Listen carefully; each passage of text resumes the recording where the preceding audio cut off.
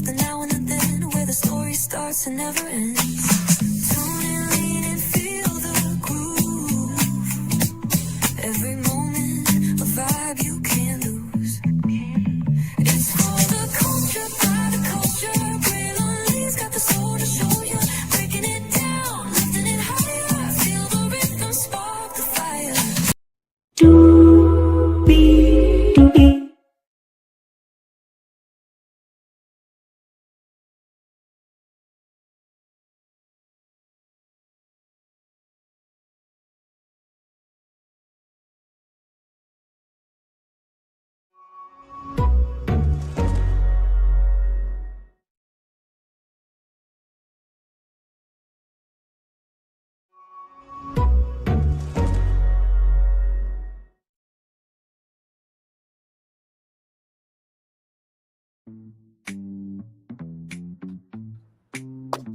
Well, hello to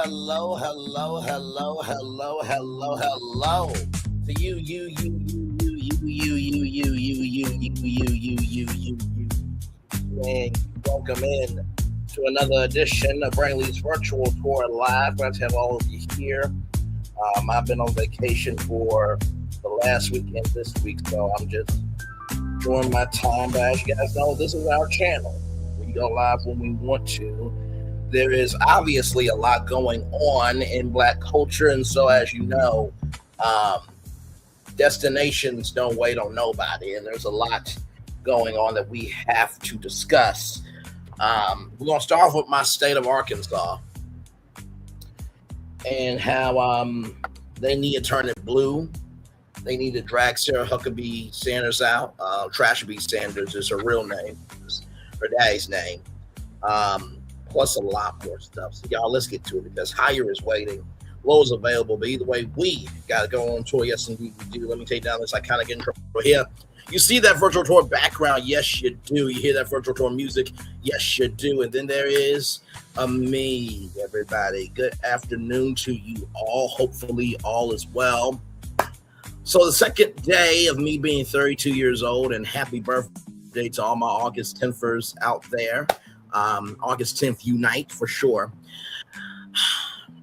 On the second day, we got this much going on. Let's get to it. I just houseway. So, from Atlanta Black Star, I tuned her up. Arkansas trooper who body slammed, punched teen, then bragged about faces calls for investigation and firing. I'm gonna say that two more times. Body slammed, punched, and then bragged about it. Body slammed, punched, and then bragged about it.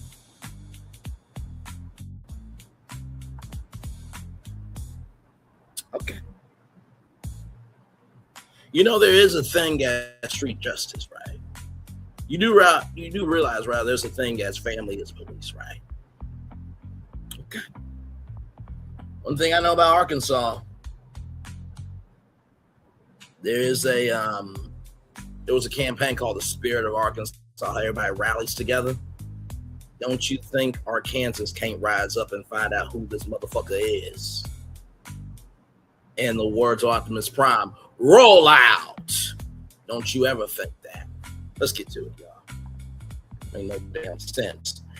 An Arkansas state trooper who slammed an 18-year-old woman to the ground, punched her in the face during a traffic stop, is now facing public outcry and calls for investigation over his use of force. Prominent civil rights attorney Ben Crump is now representing the Osceola resident Melissa N. Hackett, who was pulled over for speeding by trooper Moses Arana on the night of August 1st. Dash cam of the incident and his use of force report revealed that Arana was at a gas station in Mahela, Arkansas, and saw Hackett's car speeding by with her hazard lights on. Then he followed her, clocking her traveling 71 in the 60 mile per hour zone.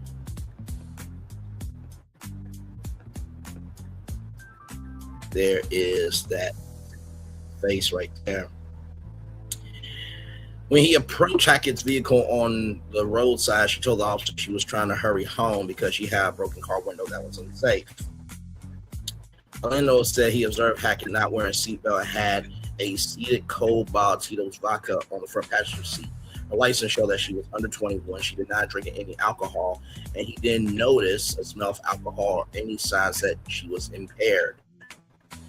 The officers used a force report obtained by NEA report. A Northeast Arkansas outlet said Orlando additionally wrote citations for speeding, not wearing a seatbelt, and possession of alcohol by a person under 21. He also told her that her driver's license was confiscated and that he gave her a temporary license. In the dash cam video, Orlando is seen handing her the tickets, rather, and advising her of upcoming court date. He says in a friendly tone, it's time to slow down, okay? A few moments later, he handed Hackett a form to sign acknowledging the receipts. To sign acknowledging receipt of the tickets on clipboard. Then he tells her, sounding perturbed, "You're trying to go to jail, aren't you? If I wanted to go to jail, I would not have stopped." After walking back to his patrol car, I called another trooper who told him that he had stopped Hackett, a black chick, for speeding several days earlier, found an open container with alcohol in her car. The other trooper said he had let her dispose of the alcohol and issued her a verbal warning. And told the other officer that Hackett had thrown the clipboard at him while he was laying on the front passenger side window talking to her. That, coupled with the recent murder of his being alcohol possession, he had now made him decide to write her up for everything and arrest her. And tacked on 2 more tickets for improper use of hazard lights and for improper display of a license plate, and called for a tow truck to impound the car, then ordered Hackett to get out of her car and put her hands on the trunk, which she did. Now, I'm about to show the video. I am showcasing this video for the purposes, and the understanding of this is a real story. All the Arkansas outlets are covering it. I'm sure if this was a white person, they would be let go. Okay. Like I said, Sarah Trashaby Racist Sanders, along with her daddy, along with Sarah Trashaby Racist Sanders and her administration in the House and the Senate, those racists down there. Yes, there's still a Triple K, chapter in Arkansas. Boogie 298 lives by one. He doesn't live by it, but his town has a chapter. Yeah, we got real shit to talk about. Let's go. Trigger warning, everybody. What am I doing? Oh no! You think? Oh my God, this is illegal! Turn around! This is illegal! Turn around! Turn around! You cannot watch me! Turn around! I need to call my mama! Turn around!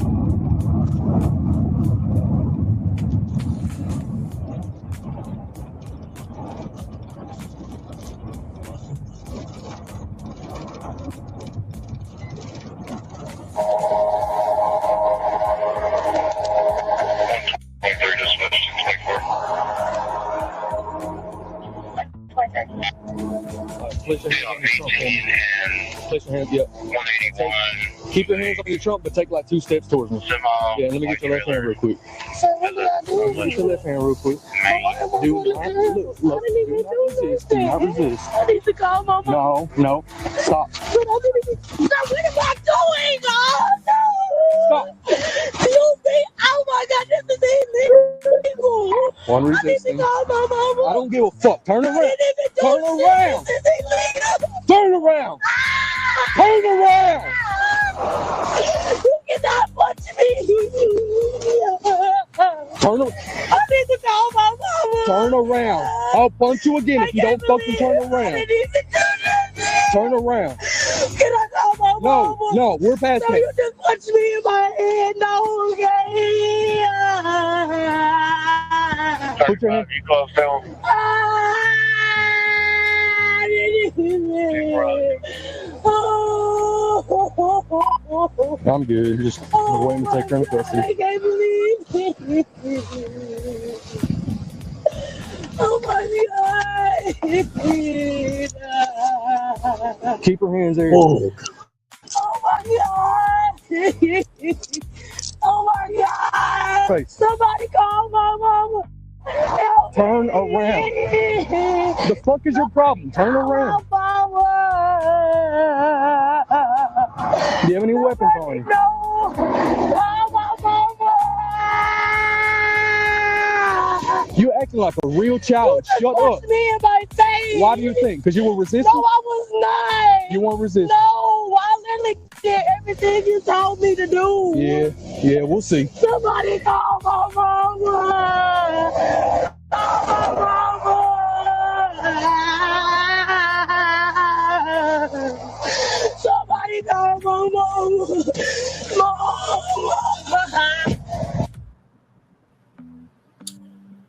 so as you saw, no officer is supposed to do that. Now, Officer Tatum, and I'm gonna say this on the big screen, all right? Officer Tatum believes in being up black people. I'm saying that allegation. He ain't gonna do shit. Coon Icket TV will be clapping today that happened.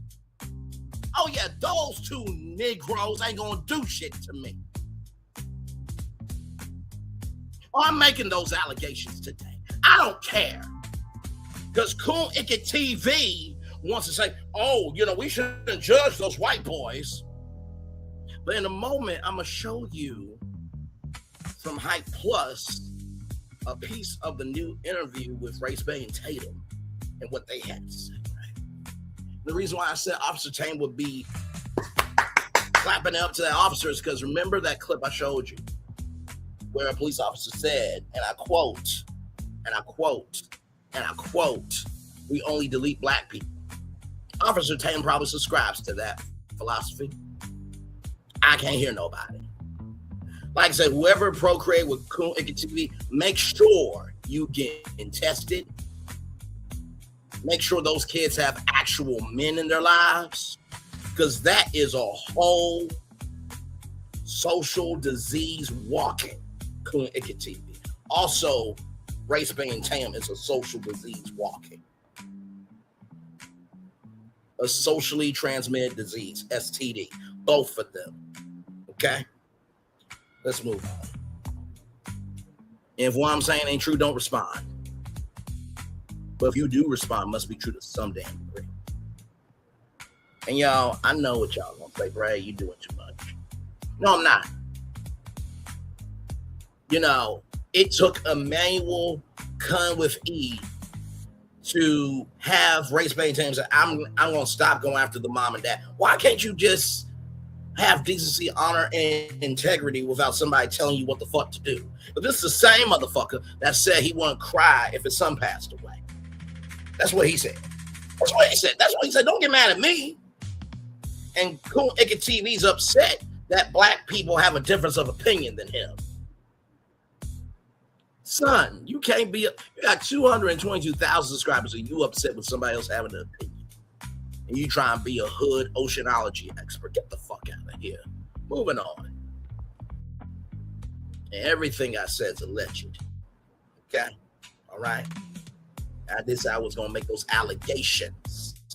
Okay? I know exactly what I'm doing. Here we go. As he grabbed her left wrist to place her in handcuffs, Hackett, who was wearing shorts and a t-shirt, said, "Sir, what did I do? I didn't even do nothing."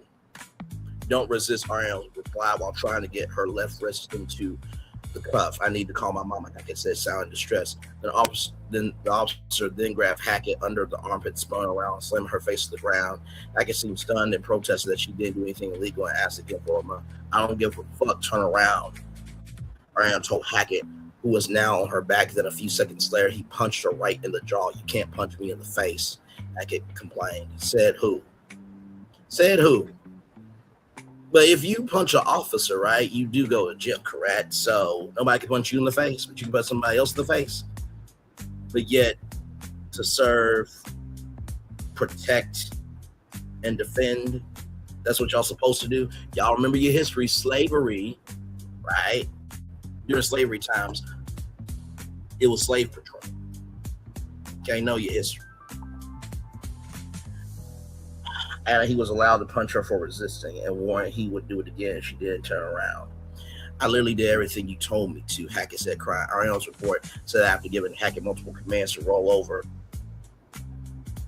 without compliance, he delivered a one close fist strike to the left side for face to gain compliance. He also said he drew his taser point the laser at her belt line, but didn't fire it. When Hackett saw the laser, she rolled over, placed her hands behind her back. The report said.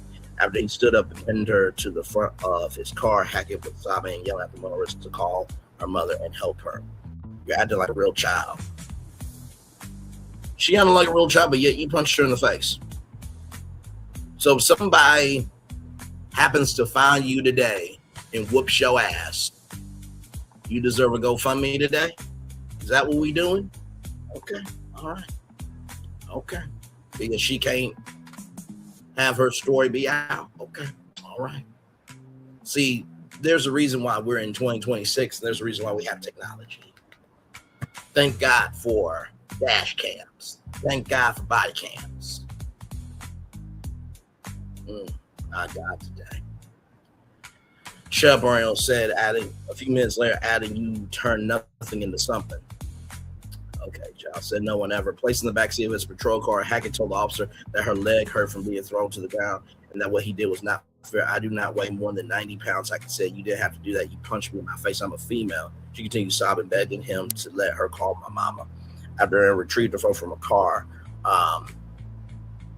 and got back in the patrol car, Hackett yelled, Siri, call my mommy.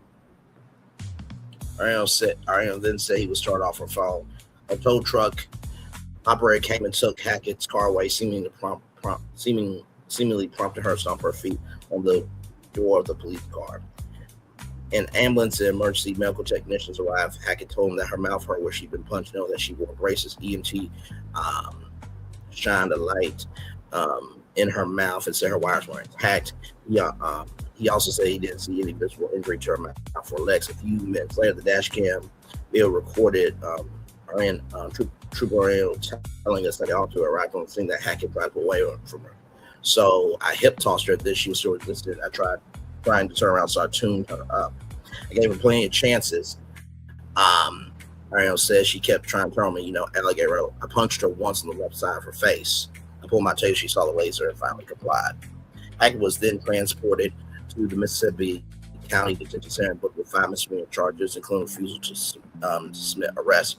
Crump, her attorneys, called on Arkansas State Police to open a use of force investigation, though through its Office of Professional Standards and making the findings public, and to release any of Ariel's prior use of force arrests. This trooper slammed the 18-year-old girl to the ground, punched her in the face. Crump said in a statement he rolled it down himself, closed fist, because she would not roll into her stomach. Lisa asked him, what has she done? The video shows what she got for asking. Arkansas State Police have to explain to the public how that is a reasonable response to a teenager at a traffic stop. If you can't handle a teenage girl without taking her to the ground, cursing at her and punching her in the face, you should not be wearing a badge. The dash cam has since gone viral this week, drawing criticism from human rights advocates and the general public, while local organizers in Arkansas are calling for Ariel's termination. Okay, so there are some Arkansans standing up. That's good. That's good. Turn the fucking state blue in the midterms. Get that fucking bitch out. Yeah, the same bitch that got kicked out of a whole restaurant when she was the press secretary, and she got kicked out of a local restaurant in Arkansas. When you get kicked out of a restaurant when you have a national position and a local position, you should just never do politics. Sincere. Sarah Trashby Sanders got made fun of by a man dressing up in drag. Sarah Trashby Sanders got booed at a Razorback game. You know how hard it is to get booed at a Razorback game? He repeatedly asked for help and to call her mother. Observed civil rights attorney Lee Merritt on Facebook. Lisa is a daughter. She's a young woman. She is a human being. Too many times we have watched routine traffic stops involving young black people in the excessive and unnecessary force or worse with lives taken. No one should have to fear being physically assaulted, harmed, or stripped of their during a traffic stop. Encounters with law enforcement must be grounded in professionalism, restraint, and respect for human life. This should never happen. Lisa Hackett deserves justice and full accountability from the Arkansas State Police. The Arkansas Department of Public Safety did not immediately respond to requests for comment about the incident from Atlanta West. Of course they haven't, because they're waiting for their racist governor to give a statement. Of course, that's what's happening. Let's continue on. NEA report, Ben Crump retained by Lisa Hackett hours after federal lawsuit filed. I already showed the video. I'm not going to show it again. Here it is. Here, Jonesboro, Arkansas. National Civil Rights Attorney Ben Crump has been retained by Lisa Hackett, the 18-year-old woman shown being taken to the ground and punched in the face by an Arkansas State trooper during August 1st traffic stop near Manila. The announcement came hours after attorney Luther Sutter filed a federal civil rights lawsuit Monday morning on Hackett's behalf in the Jonesboro Division of the U.S. District Court for the Eastern District of Arkansas. The case is Hackett versus number 326CV00230. Sutter told the NEA report that Hackett sent him a letter Monday afternoon terminating his representation, notifying him that she had retained Crump. I wish them luck, and she is entitled to the lawyer of her choice, Sutter said. Crump's law firm announced the new representation Monday afternoon. Crump is calling Arkansas State Police to open a use of force investigation through his Office of Professional Standards, making the findings public, and release any previous use of force reports involving Trooper Mauricio. This trooper slammed an 18-year-old girl to the ground, punched her in the face. Crump said he rolled down himself with closed fist, that she would not roll onto her stomach. Crump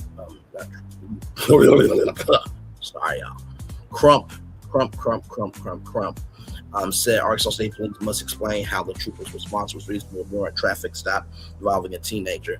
ASP spokesperson, Arkansas State Police spokesperson Cindy Murphy told the NEA report on Monday that thus far no records were available pertaining to any actions taken toward the trooper. We do not confirm Office of Professional Standards investigations until and unless an OPS review results in the suspension or termination of an employee, Murphy wrote in response to a FOIA request.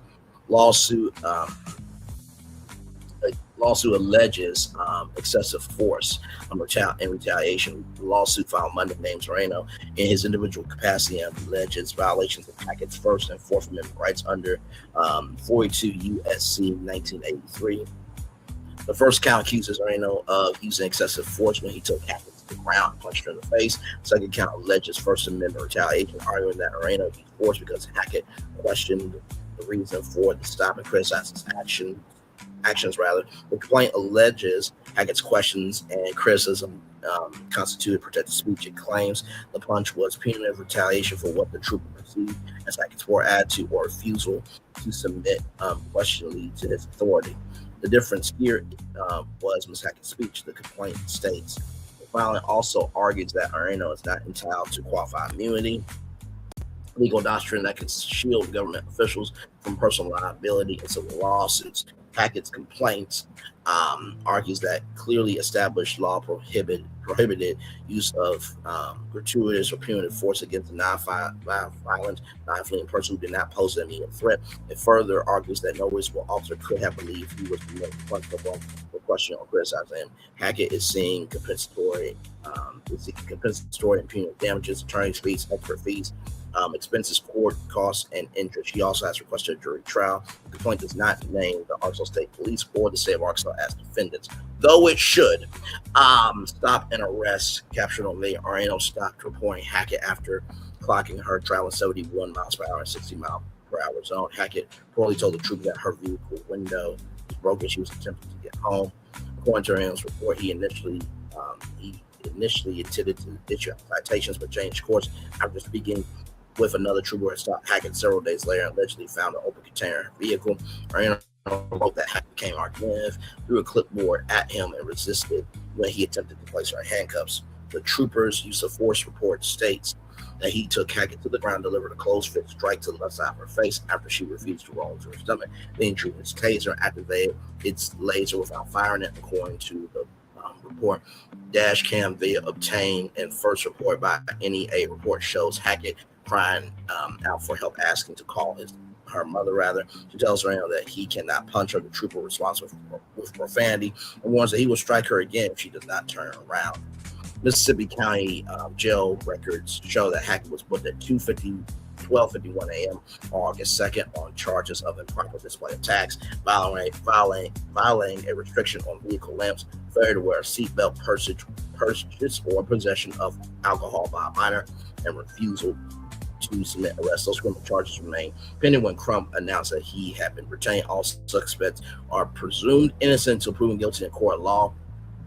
I want to read that 2 more times from Coon Icket TV. All suspects presumed innocent until proven guilty in a court of law. All suspects are presumed innocent until proven guilty in a court of law. So all suspects, including those white boys and Barts, are innocent until proven guilty in court of law. So until they're cleared, they're still a suspect, son. And all civil allegations remain unproven unless established through the legal process. So that is going on in my home state. I don't condone it. I'm not here for it. And fuck Arkansas right now. I love my state, but sometimes y'all get on my everlasting fucking nerves. How dare y'all? But God forbid, if Sarah Trash B. Sanders got punched in the face, everybody will be in an uproar over it. Not saying that she deserves to be punched in the face. But we all know it's different for us. Let's quit playing about this shit. Okay? All right. Moving on. Now, told you about Nolan Wells. I want you to listen to this. Shout out to Fight Club Plus News. Here we go. Reporting live from Ipes Club Fight Plus News, I'm John Opp. Why would we call Cito if we have a dead body on the road? No matter how long it takes, people do not appear to be quietly accepting that a black teen can go missing and be found washed ashore 2 days later on an island he was last seen with friends. On Monday late afternoon, online personality Brandon Tatum would release another follow-up interview series surrounding the case of Nolan Wells. And this time it would feature 2 friends from the viral photo of Wells enjoying Corn Island, Mississippi before his assumed death hours later. Jax Vitalo, Morgan Seymour, and Warren Hudson would sit down with Tatum and their newly appointed attorney, Edward Palcic, together for the first time to respond to claims that they were involved in Nolan's mysterious death. Right, and here's the most important thing, right? We don't know how Nolan Wells died. No one here is saying we know. But what we do know is Morgan, Jax, and Warren had nothing whatsoever to do with Nolan Wells' death. Hang on. I'm going to play that 2 more times. Here we go. In Nolan's mysterious death. Right, and here's the most important thing, right? We don't know how Nolan Wells died. No one here is saying we know. But what we do know is Morgan, Jax, and Warren had nothing whatsoever to do with Nolan Wells' death. One more time. We don't know how Nolan Wells died. No one here is saying we know. But what we do know is Morgan, Jax, and Warren had nothing whatsoever to do with Nolan Wells' death. Now, I haven't heard of any of those boys being arrested, correct? I haven't heard that. You haven't heard that. We haven't heard that. So that lawyer does not know if those boys are going to be guilty or not. So, yes, it's true. We don't know what happened. But we also know, in the words of Coon Icket TV, who is a flip-flopping coon, okay, everybody on Horn Island is a suspect, including them and Bart. So that was a fucking lie. Let's keep going. Now, in the nearly 30-minute conversation, they would express what life has been like for them after being wrapped in headlines and accusations, while addressing factors of race being connected and directly stating that they did not have anything to do with Wells' death. So, first off, I wish that none of this would ever happen. I wish Nolan could still be here with us today. And I wish that, like I said, none of this would ever happen. Like, I wish that all this could be erased and Nolan could be here tomorrow. I mean, that's more than anything. But other than that, I feel like his mom blasting You know what butt means? Butt means you negated everything you just said. Let's keep going. us on social media from the get-go, saying Blasting y'all on social media, but yet y'all were out there with Nolan. That was a picture that y'all took. So, like, how is that blasting y'all? Y'all literally, hey guys, get in here. Okay, everybody, all right, and click. Bruh, shut the fuck up. Let's keep going. or anything. But other than that, I feel like his mom blasting us on social media from the get-go, saying that he was out there with Warren and another guy. Why can't you say the other guy's name? And Warren was out there. Another guy was out there. You're upset with a mom telling the truth that y'all were out there. That's a fact. You gonna be upset with the police? With them saying y'all were out there too? Like, come on. That's where it first started to take off. And then also the fact that she posted a picture of me and Morgan and another guy and Nolan on the boat together, blasting that out there, pushing this narrative. I wish it wouldn't have been reported as some type of race thing. I think it's really bad that like people are pushing the narrative of, oh, this is a race thing. Well, obviously it's not. I mean, this is like a brother to us. I mean, Nolan's no different than anyone else in our group. And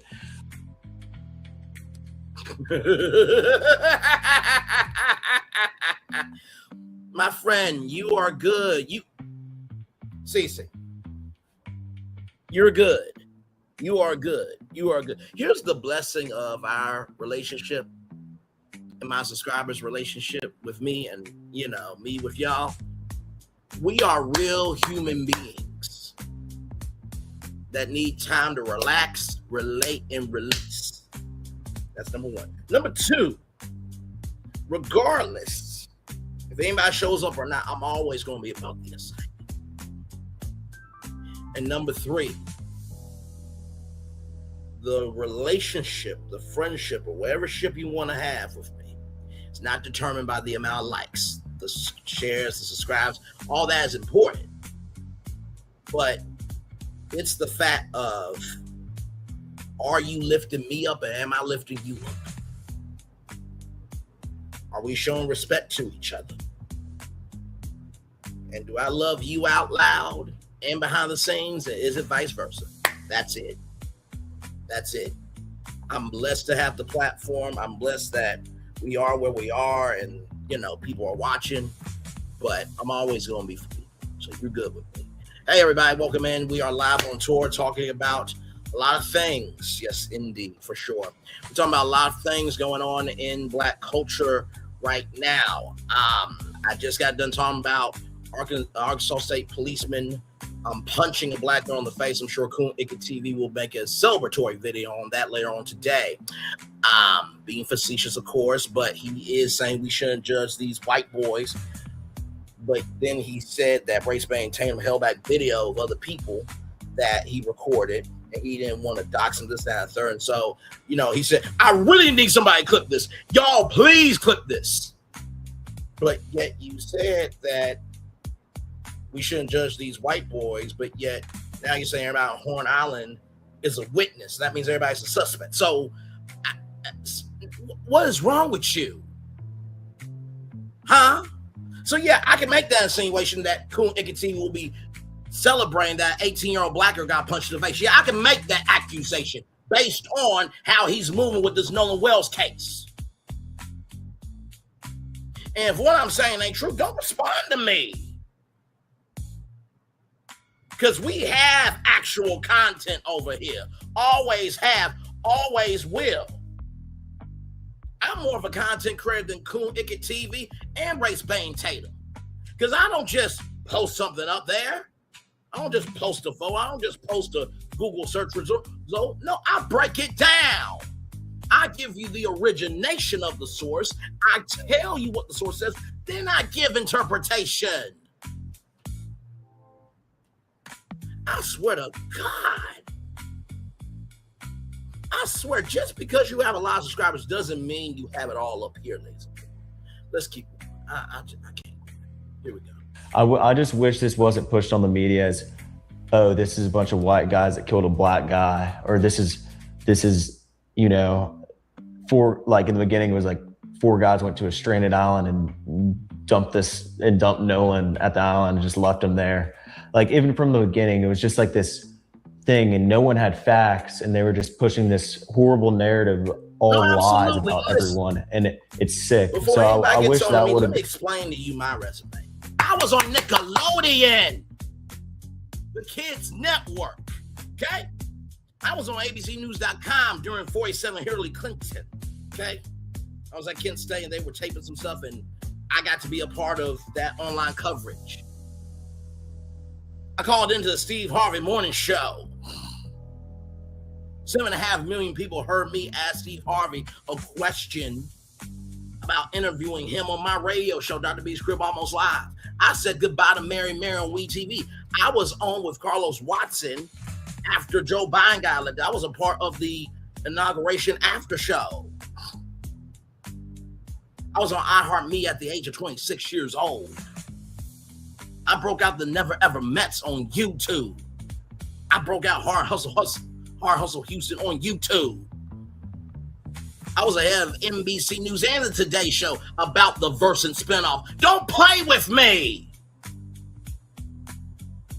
I told y'all to keep up to date with that Warner Bros. Discovery mishpuka of a whole motherfucker. And now guess what? There is a report now that Paramount might pull out of Hollywood by October 1st of next year.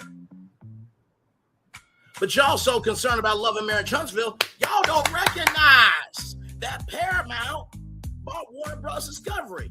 Let me show you the state of black media real quick for all of you who just need to be checked real quick. Let me just do that for y'all, okay? Here it is right here. Disney has no black network. NBC Universal rather, no black network, but black people watch Bravo. Warner Bros. Discovery, Oprah Winfrey Network. Fox has Fox Soul. Next Star Media Group Incorporated has no black network. Paramount has BET, not to negate Bounce TV from Scripps Television. The Aspire Network from Magic Johnson. 365 Black from Free TV Networks, right? And what did I say, y'all? You can't have 2 black networks, can you? You can't have 2 black networks, can you? You can't have 2 black networks, can you? BET Plus is no longer around, you fucks. It has folded into Paramount Plus. So why y'all so concerned about a fucking show? You need to be concerned about the platform broadcasting the show. But oh no. No. It should matter more about an entity coming from a platform than the platform that's broadcasting the entity. That's y'all logic, right? Right? Okay, cool. Y'all got it.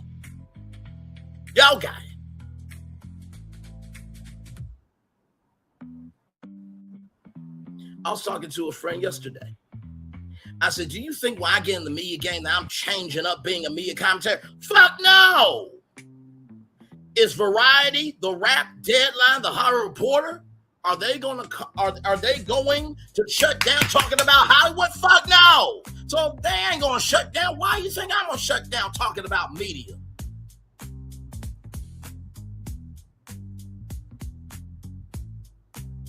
Do you think that Nate Burleson and Gayle King can cover these stories that I'm covering right now on CBS Mornings? No, the fuck they cannot.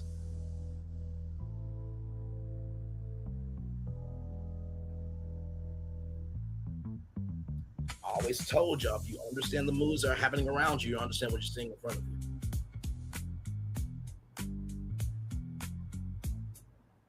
Y'all are so concerned about the show that's in front of you that you're not worried about the business behind you that's making the show in front of you. But y'all got it. Calm down, friend. One day they will understand where you're coming from. I know. And y'all, it's all passion.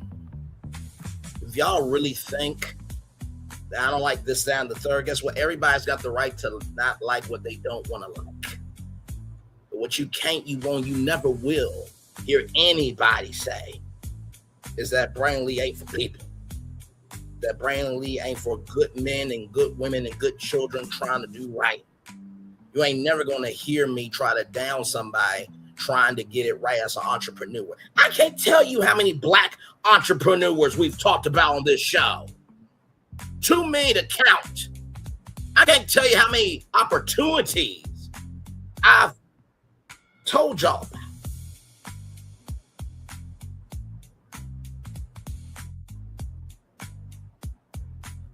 I can't tell you how many times I've done a solo destination just to break something down. Because y'all know I go live at 11 a.m. and 6 p.m. Sometimes 8:30. I'll go live when I want to. Because I want to, not because I have to. I know it's difficult to understand somebody can have this much range and be this real. But you better hope that you have helpers like me still moving about the world. Because one day, the helpers you judging, you're going to need those helpers' help to make sure your voice is heard. Let's get back to it. Whew, okay.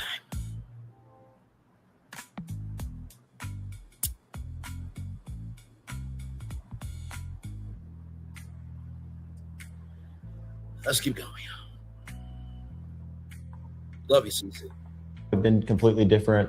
I'm glad I called the Coast Guard.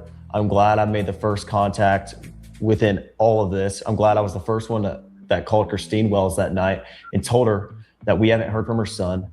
Now, when it comes to people upset with black people in particular, making things like this about race, it would not be a fair stance given the history and current examples of black people being treated a certain way because of their race. Sometimes the non-oppressed will not share the same eyes as the oppressed.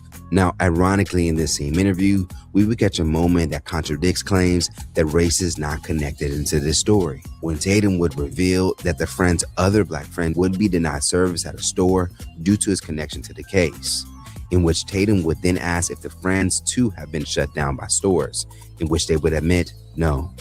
Like they took, this is the definition of anti-racism. I mean, that we did not look at Nolan any different than I looked at him, or even you. You know, this is literally our brother. I mean, like we stated, we did not treat him any different.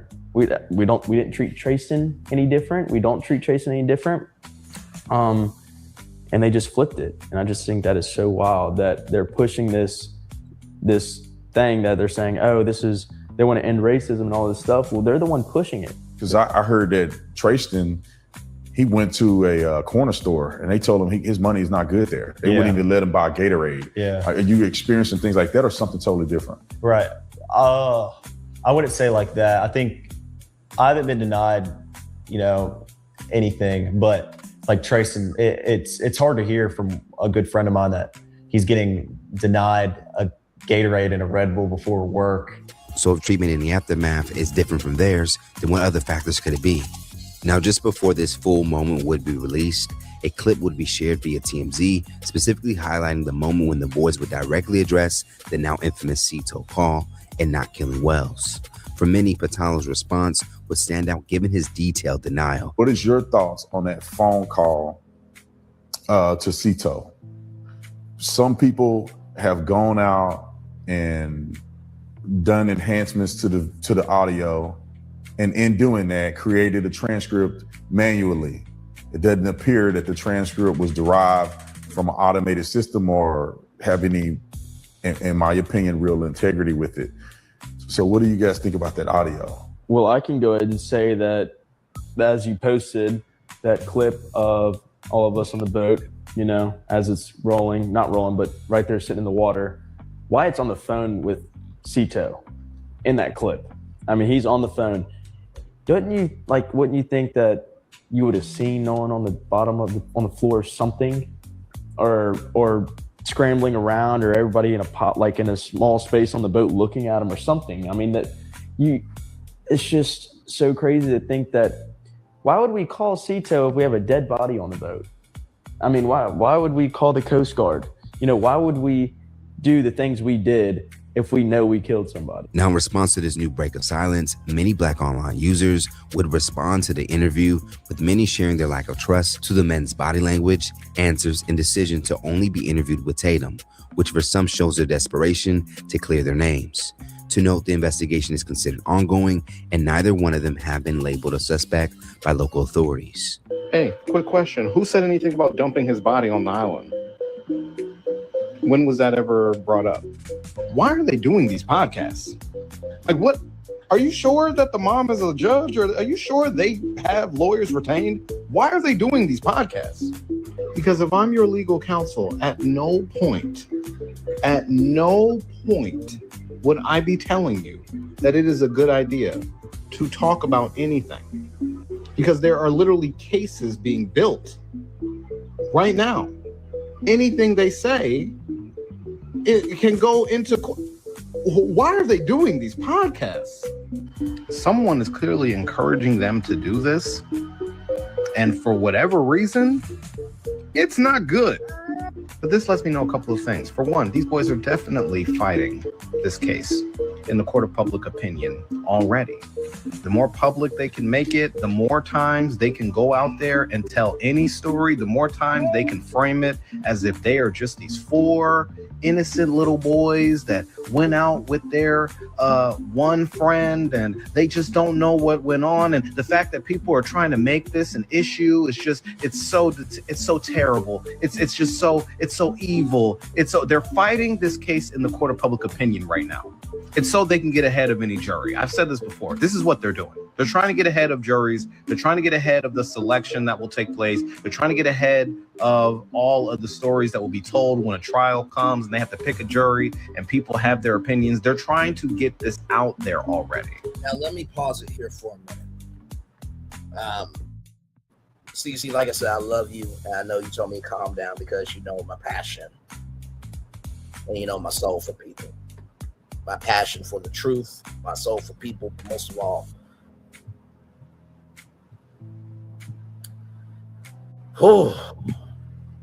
The methodology and the ideology that we all can be something to somebody.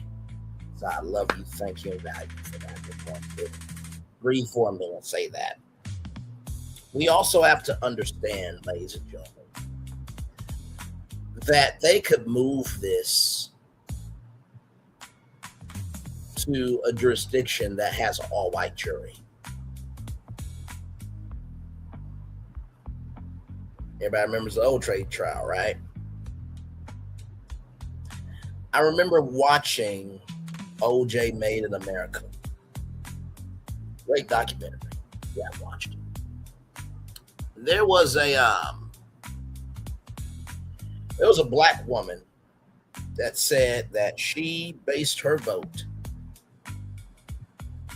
of OJ not being guilty to get back at the Los Angeles Police Department over Rodney King. And you know what she said that was so telling to me?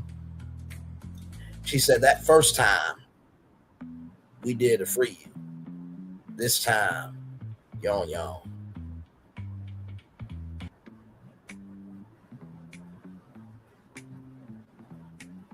Carmelo Anthony's case was moved to another jurisdiction. Gotta think about that too, y'all. They can move this to another jurisdiction, have an all-white jury, and have a non-guilty verdict. A not guilty verdict, right? Gotta think about all the parameters. Let's keep going, y'all. This also tells me they weren't Nolan's real friend. They weren't.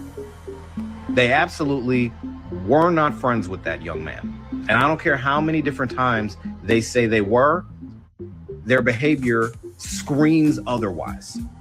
They know what happened to him. They know. And that's why all their stories keep changing. Or they're volunteering details that nobody asked for. Because like I said, who brought up dumping Nolan's body on the island. Who said that? Them boys are talking again, and what they said was that they don't like how people turn this into a race issue, and that they made it into a narrative. They talking about us, about how it was about race, and that this was the most non-racist thing, the most anti-racist thing, meaning that them having a black friend in their group, a friend that they claim to have not treated any different than any of the other people in their groups, as well as Tristan, the only other black kid in their friend group, is the most anti-racist thing. I want them to understand that being friends with a black person does not make you non-racist. I need them and other people like them to understand that talking about the factor of race, the aspect of race, whether or not race was a determining factor in a situation where somebody is now dead in a group of people who don't look like them is not racism. Correct. It's not anti-white. It is based on a repetitive history of behavior and pattern recognition. It is coming from a survivor mentality of having to survive narcissistic abuse that is historically documented, that happens when a certain group of people take a certain individual that has melanated skin by themselves, and that person does not come back alive, and the rest of them do. I need them to understand it and be really real, because we know better. We know that when you're that one black friend in the group, you get made fun of, you get the jokes, and they laugh it off. The racism is casual. The racism is in jokes. It's dressed up as poking fun. But we love you, bro. We're just kidding, bro. Oh, you know you're my homie. You're my bro. I need y'all to understand something. Just because they were friends does not make them any less anti-black or racist. And I know they don't understand that, because I know that they support what they support, they believe what they believe, and they think that it's black folk that are pushing racism at the same time saying we want racism to end. No, Buki. Us talking about race is not pushing racism. Us bringing racial determining factors to the forefront of a conversation and how race has operated within the systems of this city, of this town, of this state, of this nation is not racism. When you are professing your innocence and you are passionately talking about your alibis and talking about how you would never do this and strongly advocating for you did not do this, that is not in and of itself proof of innocence. We can think about many, many cases where people have advocated and said like they did not do anything. I think about Rafael Palmeiro, who was testifying in front of Congress during the steroid trials for baseball, holding up its finger and saying, I have never used steroids. Then it turns out he did test positive and negatively ruined his legacy. Also, Lance Armstrong, maybe the most passionate defender of his own truth, of his own innocence. Turns out he was actually cheating and lying the whole time. So these boys saying like, don't you think that if we had done something, we wouldn't have done this? It just reeks of like not understanding that just because you are passionately trying to convince me of something does not mean that it's not true. And it's there's a lot more here we're going to get into, but I just want to make sure that you highlight, like, the investigation needs to pull out real evidence of what happened or what didn't happen. And someone saying they didn't do it is not evidence of innocence. If you really cared about him, you really loved him, you really considered him like a brother, you'd be far more interested in the truth than caring so much about what the public thinks about what you may or may not have done. But that clearly isn't the case here. Like, they are very interested on what the public thinks of what they did or didn't do. And so much so that they're turning this into a case about their own perceptions and how people are perceiving them, and away from the actual investigation to what may have happened to Nolan Wells on that day. They're all American young men, incredible young men. Referring to them as all American young men is an investigation to what may have happened to Nolan Wells on that day. They're all American young men, incredible young men. Referring to them as all American young men is an interesting phrasing as he's talking about his friends, and harkens back to like the perception of like we are clean cut, white, good young men who couldn't have done this. That's intentional. Over in the comments of TMZ. This is the birthday gift every Harry Potter fan dreams of from Syndicate. Spoil your loved ones with a beautiful interactive gift box with flying letters to... I want to say this too. You know, first of all, that sister and that brother did an excellent job. When you can reduce somebody's existence to the point where people don't have to see the fullness of them, that is a tactic. You know, brown paper bag test, the 1/5 of a person. If you have 1/5 drop of blood, you would consider the N word with the GR at the end. That's real, y'all. Let's keep going. To kick off the surprise, highlighting the moment, responses from Black users would continue. One user would go on to say, so these geniuses' first public interview, which being accused of murdering a Black boy, is with a Black man who is known for saying shit like the Black Wall Street massacre was Black people's fault. They did that shit, unquestionably. While another would go on to say, these friends are starting to use the death of Nolan Wells for press and notoriety, and it's sick. When you mourn someone you love, you don't go on a million press interviews. They're trying to get ahead of something. Lastly, on X, another would specifically call out what the boys and their representatives chose to wear in the interview. Nobody has a shirt or any type of rest in peace Nolan gear, and they're innocent. He wasn't really their friend, just a token Black guy. Now, across Facebook and Instagram, those same reactions would follow. One would go on to say, they have a guilty look. Another would go on to write, in journalism and mass communications, this is what we call PR. And another would comment, y'all ain't sad enough for me. My best friend died in front of me back in 2019, and I still get teary-eyed when I talk about it. Now, not every Black person has felt that Wells's friends are guilty of anything, as some have called out other Black people for instigating racial division. Let me get this straight. First, you people were saying that Nolan's friends unalived him, and now that there's proof. By the way, listen, bruh, no one should take you seriously. What do you wear? Now, I know real men wear pink, right? But come on, bruh. Like, stop the cap. That Nolan was seen on the island after his friends left the island. It's still his friend's fault, and they shouldn't have left him there. It seems like anytime there's some more evidence that vindicates his friends, y'all move the goalposts farther and farther back and still find some way to blame his friends for what happened to him, even though we still don't know what happened to him yet, and there's no proof that they had anything to do with it. It's honestly getting to the point where I think y'all are genuinely hoping that something bad had happened to Nolan Wells so y'all can have an... First of all, this person should understand that those boys would not piss on him if he was on fire. Number two, no one is hoping that anything bad happened or wishing that something bad would happen to Nolan Wells. You're bro, just stop. Stop the cap. Stop the cap. Stop the absolute cap. And number three, you know, this person obviously was a rejected child growing up because they gave energy that determined that they deserved to be rejected. So, no. An excuse to push y'all's narrative. Now, as far as what their newly appointed attorney has to say, who has represented Donald Trump around past defamation lawsuits, he would suggest some content creators should apologize for their statements or else they will be met with legal consequences. As of now, it is unclear as to when the grand jury will be presented Nolan Wells' case to determine if a crime has been committed in connection to his death.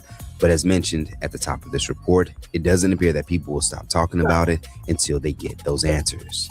Let's talk about it more in the comments below. Do you think race plays a part in Nolan Wells' death? And do you agree with how his friends are deciding to speak out and shut down claims against him? Reporting live from Ibis Club, Fright Plus News, I'm John Abba. Have you ever needed glasses fast? Maybe you need glasses for your trip. So if you're wondering how I'm feeling like Martin Luther King Jr., man. Here we go. I'm tired of marching. Tired of marching for something that should have been mine at birth. I don't mind saying to you tonight. I don't mind saying to you tonight that I'm tired of the tension surrounding our day. I don't mind saying to you tonight that I'm tired of living every day under the threat of death. I have no martyr complex. I want to live as long as anybody in this building tonight. And sometimes I begin to doubt whether I'm going to make it through. I must confess I'm tired. I'm tired of marching. Tired of marching for something that should have been mine at birth. I don't mind saying to you I don't mind saying to you tonight that I'm tired of the tension surrounding our day. I don't mind saying to you tonight that I'm tired of living every day under the threat of death. I have no martyr complex. I want to live as long as anybody in this building tonight. And sometimes I begin to doubt whether I'm going to make it through. I must confess I'm tired. One more time. One more time. I'm tired of marching. Tired of marching for something that should have been mine at birth. I don't mind saying to you tonight. I don't mind saying to you tonight that I'm tired of the tension surrounding our day. I don't mind saying to you tonight that I'm tired of living every day under the threat of death. I have no martyr complex. I want to live as long as anybody in this building tonight. And sometimes I begin to doubt whether I'm going to make it through. I must confess I'm tired.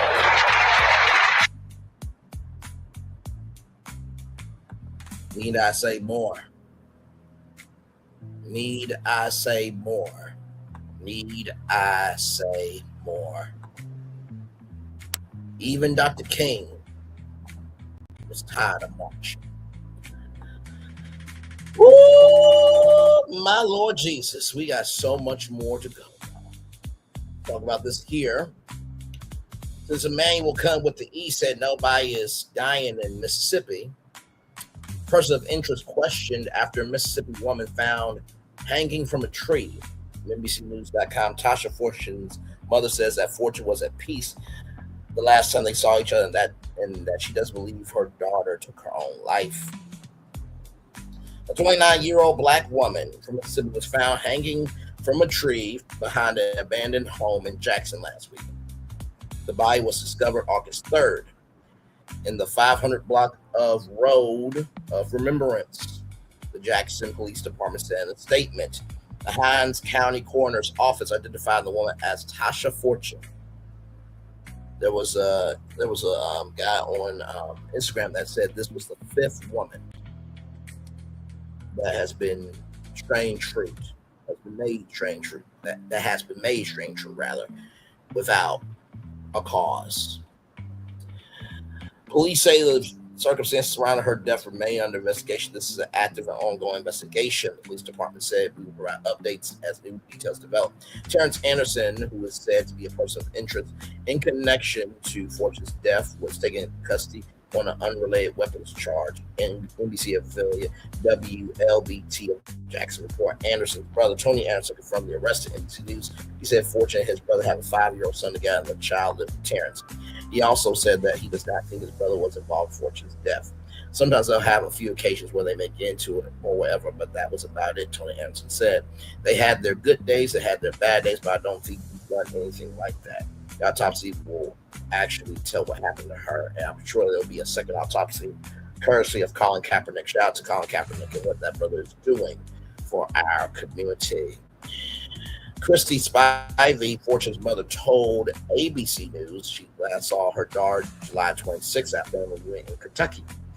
This is just devastated us, she said, remember her daughter as someone who was strong-minded and full of laughs and love. Spivey said the last time she saw her daughter, she seemed to be in good spirits. She was better than I'd seen her in a long time. She told the station she was at peace. Spivey said she does not believe Fortune died by what happened. She did not do this to herself. She said, I know my daughter, she did not do this to herself. Spivey could not immediately be reached for comment Monday. The state medical examiner's office said it will conduct an autopsy and release its findings once the investigation is complete. Fortune's death has left some people searching for answers. Ward 3 City Council member Keith Stokes said in a statement to U.S. Attorney Baxter Kruger that the city was in dire need of assistance while the case is being investigated.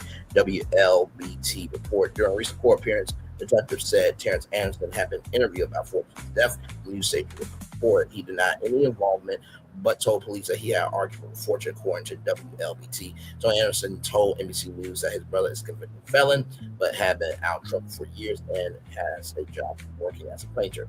pretty much looked after this little boy, of course.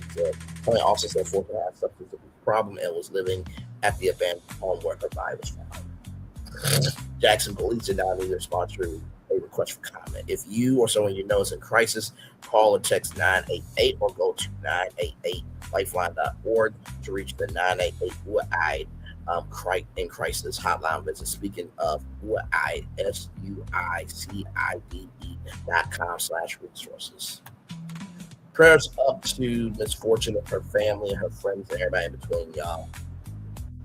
There's a reason why I do this show. I know I cover a lot of reality TV, and I think I might do the Girls Trip review tonight as well. We'll see, you know what I mean? But yeah, I had to come on with this. Now, let's talk about somebody who is not here for us, but yet he got big happy by trying to out Roland Martin. Here we go, y'all. Flacco's apology was an absolute joke and a slap in the face to the black community. Shout out to Drew Almighty. I'm the tap dancing Shout out sellout to Drew Almighty. of the day. You are. Right? It's my fault, man. After being exposed for being an anti-black. And I hate this. That's just how the mindset. Those Negroes don't see the long-term plan. Pro-MAGA Trump glazing. I enjoy and love Trump. White supremacist Nick Fuentes fanboy. Well, why I admire people like Nick Fuentes, Proud Boys, etc. They are upfront with their white supremacy tactics. And just being an all-around grifter that did nothing but shit on the black community. He then dropped the most unserious, disingenuous apology ever, while completely avoiding talking about all the things that he's been exposed for. I want to give the tap dancing sellout of the day award to Poetic Flacco. I'm not here to make a game day like decision on whether or not changing your mind is grifting or waking up is grifting. But that was my wake-up call, and that was my line. But I'm Jew. Welcome to the channel. Please like and share the video. Don't forget to sub. Now, let's get into it. I want to give the tap dancing sellout of the day award to Poetic Flacco. Now, who's Poetic? Well, I'm Poetic Flacco, okay? No, but all jokes aside, the tap dancing sellout of the day award goes to Poetic Flacco. Well, this stems from a comment I got on my last video from a subscriber called Beauty. He started out this whole fake apology video by being disingenuous and lying. He's not making this video because he received a singular comment on his last video or live stream that called out his very anti-black American past. That's just how the nigga mindset. Those Negroes don't see the long-term plan, bro. Most Negroes don't see the long-term. People say you hate black people. Yes. Is what they're saying. Yes. Right? Or that you're self-hating or whatever. Yeah. Fuck them niggas. That's what I hear you. Fuck all rap niggas. Me in the car and the guys try to. No, well, the niggas don't. Yes. Okay. Yes. Okay. I'm sorry. We all hate niggas. She has a trauma past. I know you have dealt with these young niggas, so and I hate these niggas. I get that, but in being pro-black, you gotta wrap your arm around some of these misguided niggas. See, but then you're part of the problem, man. He's making this video because the commentary community is on his ass. After Point and Shoot initially dropped the receipts on Poetic Flacco's anti-black past and all of the crazy, disrespectful comments that he said about black people, along with him glazing MAGA, white supremacy, Trump. I enjoy and love Trump. Now, right? honestly, tell you the truth, if I'm Roland Martin, I'm covering this dude on my show. Because you try to bust me out, but brother, you ain't ever been for us. Oh, that's bigger than Roland Martin. That's bigger than Roland Martin just making it do what it do. Was it cool that he cheated on his wife? I think we can all agree with that. But Roland Martin has been out here a lot harder for us than you have never done.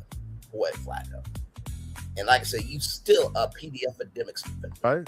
I feel like Trump is a wonderful person to me. I enjoy his characteristics more than I enjoy Kamala. Nick Fuentes. He's white. He's a white supremacist, but he's Mexican. Okay. I can deal with him because he keeping a buck.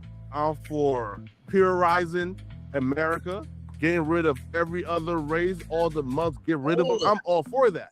Open and honest. Like saying, yo, I voted for Trump because Trump reminded me of what the good old days were like. And just being as much of an Uncle Ruckus as now, you recognize the good old days meant that white people were in power. He would be in the field. I want you to recognize that. Let's keep going. Hey, three people, welcome in. Glad to have you here. Let's keep rolling on. We're live on tour. Possibly can be. Some of us. we might support Trump for other reasons, right? Some niggas might say, yo, the good old white man gave me $1,200, right? Niggas look for Trump for giving them $1,200. Other commentary channels like Doku D, Gap 2 Games, myself have made videos calling out Poetic Flacco for his racist, anti-black statements in the past. To his crazy switch up of him being super pro-black, against Trump, against MAGA, against conservatives, against white supremacy and the white supremacists like Nick Fuentes that he was praising before. And doing all of this while running up a check off the black community's support. So no, he didn't decide to address this now because of one singular comment. He addressed it because people were on his fucking neck, as we should be. Comments, I've seen her in my comment section often, so she's not a hater. She's not somebody, who's a troll. Like, she's a real person, right? Who had a real critique. And the comment was, Flacco, you got some explaining to do. But in the replies, there were people pointing out, bro, Flacco, we've seen videos of you as a conservative. Now you're more left-leaning. What happened? What was the change? Why did you change? What's going on? That's not the criticism. He's lying again. The criticism is not about him being a conservative. Let me make this very clear. Black people are not a monolith. There are black people that are Democrats. There are black people that are conservatives. There are black people that are independents like me. And there are criticisms to both sides, both political parties that black people have. In my opinion, you are not a sellout if you're a Democrat. You're not a sellout if you're a conservative. You are a sellout and you are tap dancing and you are Uncle Ruckus if you support MAGA, if you support Trump, if you support this administration. But just having conservative beliefs does not make you a raccoon or an Uncle Ruckus. And nobody was criticizing Poetic Flacco for being a conservative. People were criticizing him for supporting Trump, for supporting white supremacy, for glazing Nick Fuentes. Well, what? Now, also, too, O'Shea Duke Jackson has voted for the president 3 times, right? And I hope that Juju on my shots Coffee Unfiltered, Coffee City, that hopefully Juju on my call tonight as well. Why I admire people like Nick Fuentes. If you're a millennial, you remember your dad's wallet? This is the upgrade. So this is a traditional leather wallet, and this is a Ridge wallet. Proud Boys, et cetera, up front with their BS. They are up front with their white supremacy tactics. For being disrespectful to the black community and being utterly anti-black. Those were his criticisms. And honestly, you can add in him being willing to sell out his people and sell his soul to the white man, which he was proud to admit on camera. So Adam sits, then I go and sit. And they ask me, bro, do you want to sell your soul? At first, I'm like, bro, I'm offended. Because why would you even ask? Damn right. Damn right, nigga. Damn right. Those are the criticisms that people have of him. But what he's doing right now is trying to gain fake brownie points by acting like he's addressing criticism, but he's not. He's only addressing being a conservative, which was never the criticism. It's very disingenuous. And I certainly feel like, 1, nobody is above accountability. 2, nobody is above being called to the carpet and taking accountability. And nobody is above giving answers. Like, I don't think giving answers make you less of a man. So I'm here to give answers to even understand how I became or how I overcame. This nigga's about to have a 9-minute video talking about his history of conservatism when that was never the criticism. I bet you anything, he does not address his anti-blackness, him shitting on the black community, calling us pookies, talking about wearing welfare lines. He's not going to address any of that, which again is the main criticism, which makes him a raccoon, which makes him an Uncle Ruckus, which makes him a tap dancer, which makes him a sellout and a grifter, because you can't speak for the black community if you are anti-black, which he has been. So if he doesn't address that in this video, he is 100% a grifter. And any black people supporting him from that point on, you must not like yourself, because the man that you're supporting does not like you or your people. If he did, he wouldn't have. And that's very true, right? Like, listen, I agree we're not monolith, right? I do agree with that.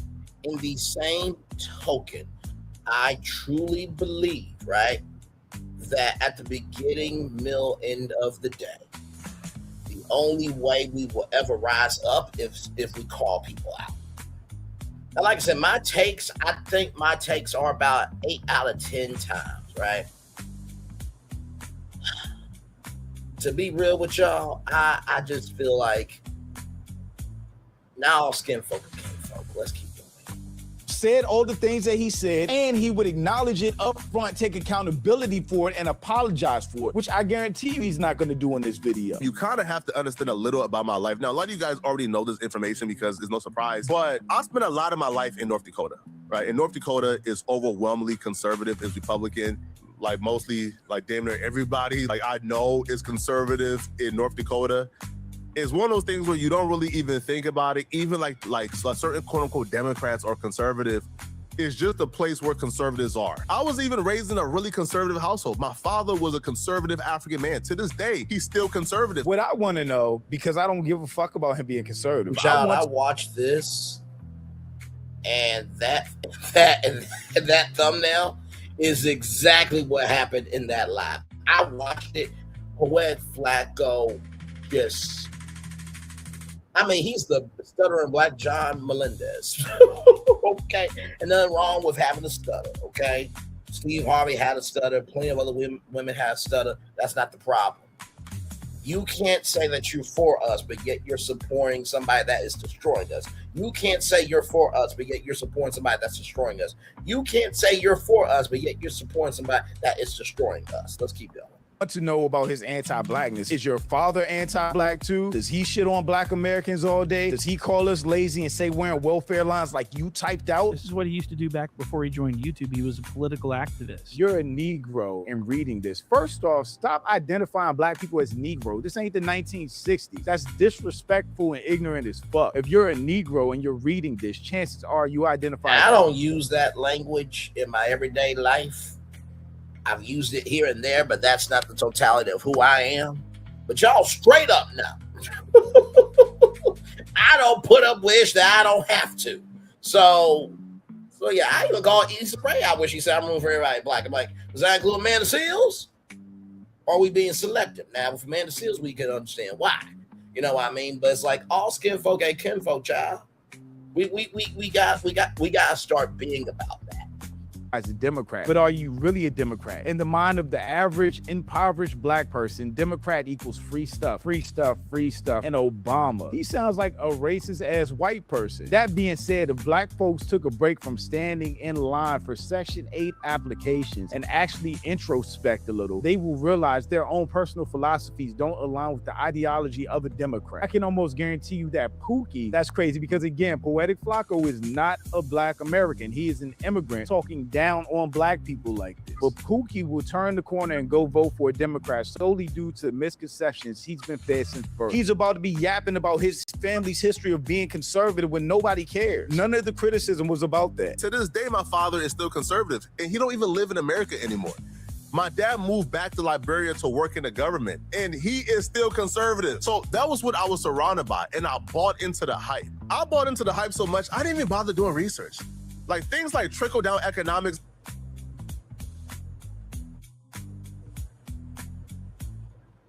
You don't bother doing research, huh?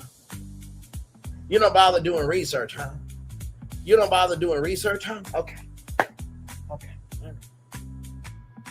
But yeah, you'll just defend PDF academics anytime he says, bark, bark, bark. Come on, boy. Come on, boy. Come on, boy. Roll over. Roll over. Roll over. Go, Barry. Go, Barry. Go bury the fact that I told Greasy, a 15-year-old Discord girl. Go ahead and bury it. Chad. So if you didn't do no research, does that mean all your videos don't have any accountability, integrity, and you don't have any responsibility for any of the things you said? He's just said he doesn't do any research. That he didn't do any research. Moving on. Because I just thought that was the gospel. Like now I know that's absolute nonsense and that's hogwash. But I bought it. I bought into things like grab yourself up by the bootstraps. Things that are like, now is nonsense. But I bought into it because that's grabbing yourself up by the bootstraps, I believe, was during the Depression era because everybody was going through. So you did have to grab yourself up by the bootstraps. And sometimes you do have to grab yourself up by the bootstraps. Even today, everybody's trying to make $1 out of 15 cents. So like, girl, cut the crap.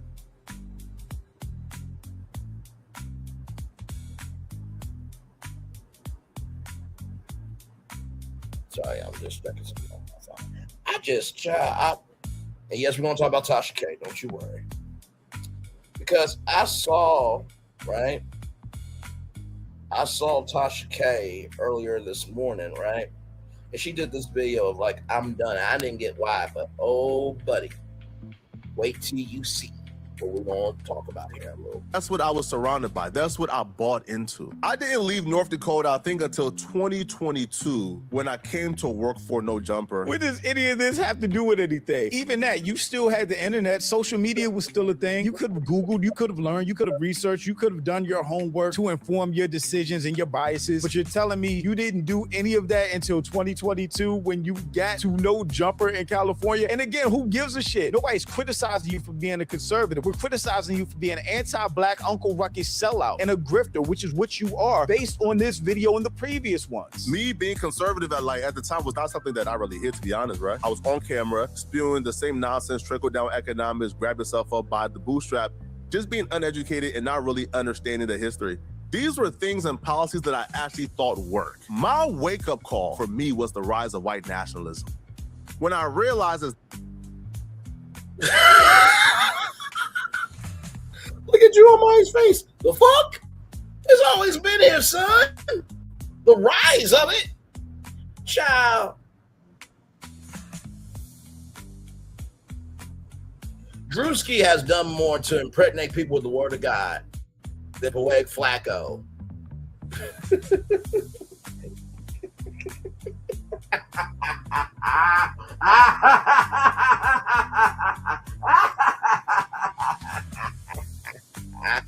Let's keep going. It's not about policies, bro. Time out. This clown just said his wake-up call was with the rise of white nationalism. Keep in mind, the person that spearheaded that rise was Nick Fuentes with his Groyper movement. Nick Fuentes is one of the biggest names in the white nationalist, white supremacist movement. And that's the same person that Poetic Flacco was glazing and so giddy about talking to. Your opinion on white liberals, I believe that they're our number one enemy. You're like repeating his talking points back at him. And it just sounds like, yeah, you are. It sounds less racist. No one's gonna call you a Nazi for saying the same shit that Nick said. He literally praised Nick Fuentes for his views. Sneeko really can't say shit, bro. If you don't know about Sneeko and his history, oh, buddy. He was friends with Mr. Beast before Mr. Beast got big. Did a whole expose video, and now he's a has-been. Rightfully so, by the way. He supported Kanye West, right? For him wanting everybody that's not white out of the country. He praised the Proud Boys for being racist and anti-black. So not only is he an Uncle Ruckus and a grifter, he's also a liar. It's not about policies. It's not about whether or not I believe tax breaks at the people at the top will lead to more job creation and then trickle down to people at the bottom. It's not about policies. That's when I realized it's not about policies. What I realized was these people believe that we don't belong. You were praising the people that believe we didn't belong. Yeah. White folks care about crime so much, bro. They call the police, for example, on you, right? Yeah. Just by suspecting something. Yeah, right? That's true. Some white folks calling the police just when they suspect something, bro. Only Negroes, yo. Only Negroes support crime. Praising them. These people. You know what should have happened? Somebody who's in that house, his girl should be like, hey, let me see. Oh, I'm so sorry. Oh my God. Babe, that I was recording that. I'm so sorry. I don't know what happened. Something should have happened where somebody should just shut off this whole recording, okay?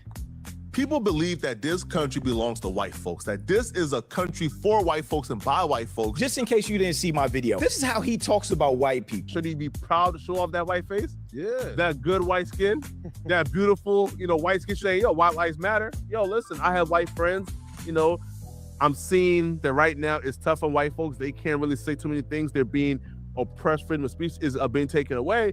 Yo, white lives matter because I rock with my white friends. I got no problem. The good white man look him and and like in his eyes and say, yo, 104 years plus 200. He said the good white man. He sounds like Uncle Ruckus right now, verbatim. Ain't no nigga that close to white man business and still starving. Meaning this, right? Even the niggas with the most integrity who don't trust the good white. You can literally close your eyes while listening to those clips and think you're listening to Uncle Ruckus from the Boondocks. And black folks do not belong in this country. And once I began to see that rhetoric rise more and more and more, that was my wake-up call. That was my wake-up call that I cannot align with these people. These people fundamentally believe that the white race is superior. They fundamentally believe that we are inferior. They fundamentally believe that people like myself are second-class citizens. And you knew that while glazing Nick Fuentes. I would have been an absolute fool seeing people like Stephen Miller, who was granted a position in this administration, and seeing him talk about the replacement theory. Nick Fuentes talks about the replacement theory. All of the white conservatives have always talked about the replacement theory since before Trump ran for office. The great replacement theory. Yeah. A theory. Okay. It's the realest thing there is. And it's happening not because unseen hands are orchestrating it, though clearly they are, but because the native peoples of all these countries are participating in it. 10 million illegal immigrants in 4 years. And then whites and Christians are going to be the minority. And that's true in Canada, Australia, all the countries in Europe. So you could say there's 2 billion people, but what's the proportionality? What is the percentage of people being born that are white? Where's the arrow pointing? Where are we going to be in 50 years? In 50 years, there might be an Israel. In 50 years, there's going to be a white person. Literal white supremacists. I would have been a fool to align with people of that sort.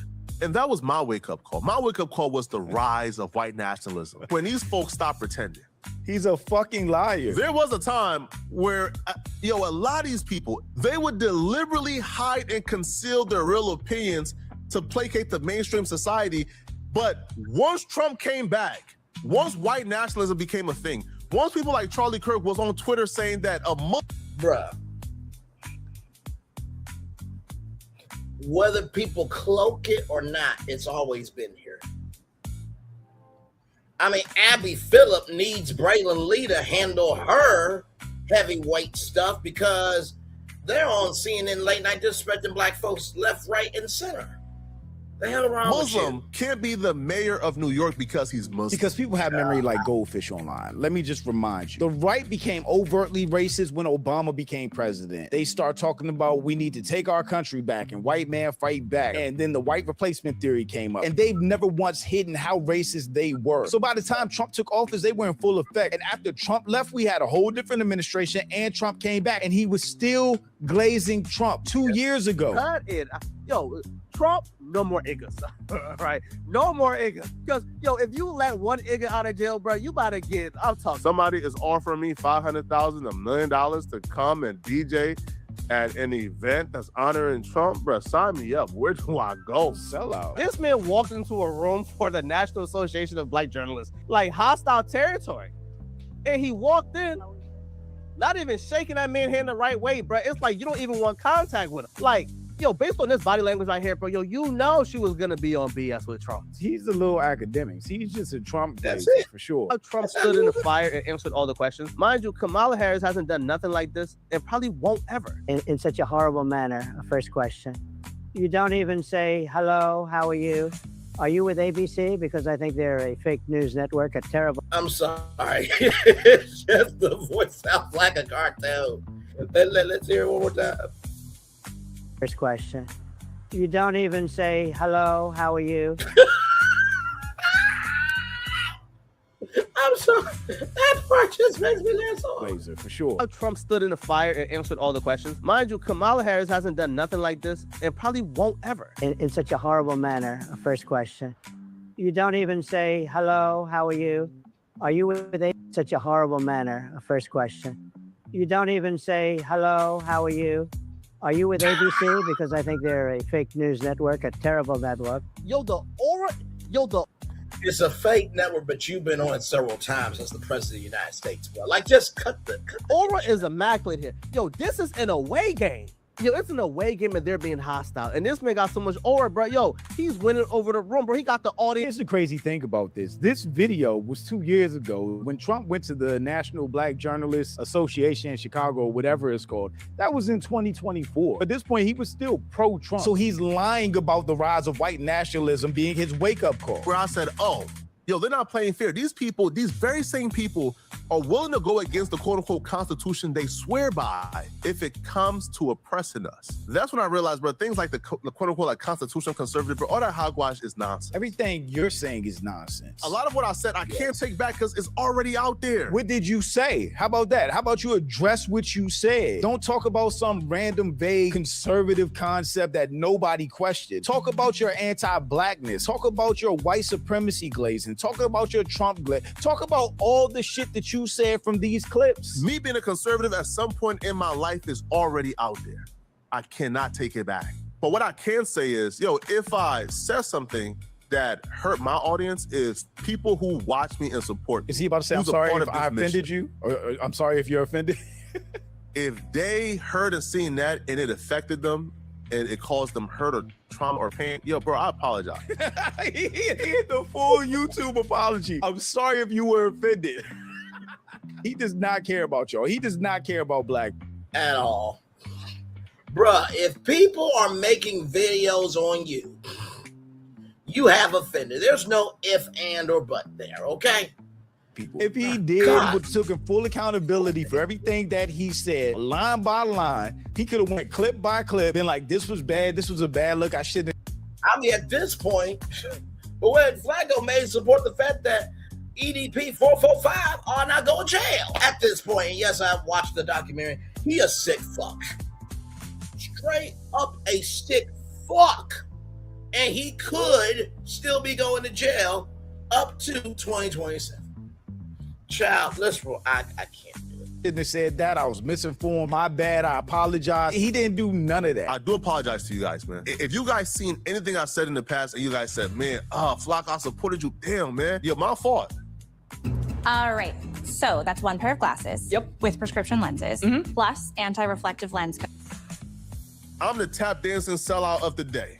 You are. Right? It's my fault, man. But we all have our wake-up call. I'm not here to make a game day like decision on whether or not changing your mind is grifting or waking up is grifting. But that was my wake-up call, and that was my line. It's grifting because you have been anti-black this whole time. You have been pro-MAGA this whole time, pro-white supremacy. And now all of a sudden you're getting a bag because you're talking about racist white people and acting like you're down with black people when you don't fuck with us for real. That's why you're a grifter. You were bragging about getting 100,000 from Chud the Builder in 1 month and black people were supporting you. Meanwhile, your whole history is shitting on us. And that was my non-negotiable. I can't align myself with white supremacists and white nationalists, especially when they're openly talking about now getting rid of us, replacing us, taking away. They've been doing that shit, you dumb fuck. You not know about blackface? Do you not know? He don't know about Lovecraft Country. Because it talked about all this. He doesn't know about roots. He doesn't know about holes. You got to go and dig those holes out. I'll dig it up, I'll dig it. Cut the shit. Way our rights. I can't stand by that. I can't stand by this administration. So again, to anybody who heard what I said, who really support me, man, and you're like, damn, Flocka, bro, I apologize and I take full accountability. He's not apologizing or taking full accountability for the things that he's been criticized for. I know I probably said that like 20 times throughout this video. He's lying and further proving why he's a grifter and why he cannot be a reliable voice in the black community. Now, where I'm at right now, people have wondered, Flocka, what exactly is your politics? I still consider myself a moderate. Again, if you watch this, again, my politics don't come before my mission of black liberation. It just doesn't, right? He keeps saying black liberation and black prosperity. You are the only one prospering off this bullshit you're running. Your audience ain't making 100,000 a month off you grifting to them and acting like you care about black people all of a sudden. Oh my God. We can't even focus on racist white people because we got grifters in our community, man. I'm gonna criticize the left. I'm gonna criticize the right. It's really that simple. However, my mission is to go against these people who are literally trying to make us second-class citizens in this country. And I'm gonna continue to criticize people like Chud the Builder. I'm gonna continue to criticize white supremacists and white nationalists. What is his criticism of Chud the Builder worth, knowing now that he supported a white man? It was hyping a white man up for saying the N-word, calling him the realest white dude ever. That's why I love Danny. I told you, right? This is why I think Danny is the greatest white boy ever. Because, like, for example, white boys who would, like, come here, you know, say, oh my God, I'm so sorry, you know, Black Lives Matter type shit, right? Just bend over, right? He should agree to go to the neighborhood and do a toy drop. Danny's the white boy who goes say, fuck all that, bro. I said it. I stand on the A. So the white person whose ass he's kissing is fallen YouTuber Danny Mullen. And Danny Mullen, a lot of his fame came from his outrageous behavior and his open use all content and words. Just to get online now and try to criticize. Kicking Poetic Flacco's back and shout to y'all too. Chud the Builder for doing the same thing that he praised somebody else for doing. That's how hollow his words are now. His criticisms mean nothing. Because I understand the dangers of leaving that ideology to go unchecked. I understand the danger. There was a point where I bought into some of that. So I understand the dangers of that. He's keeping it real vague on what exactly he bought into and what exactly he's apologizing for. And that's not me making an excuse. That's me taking accountability.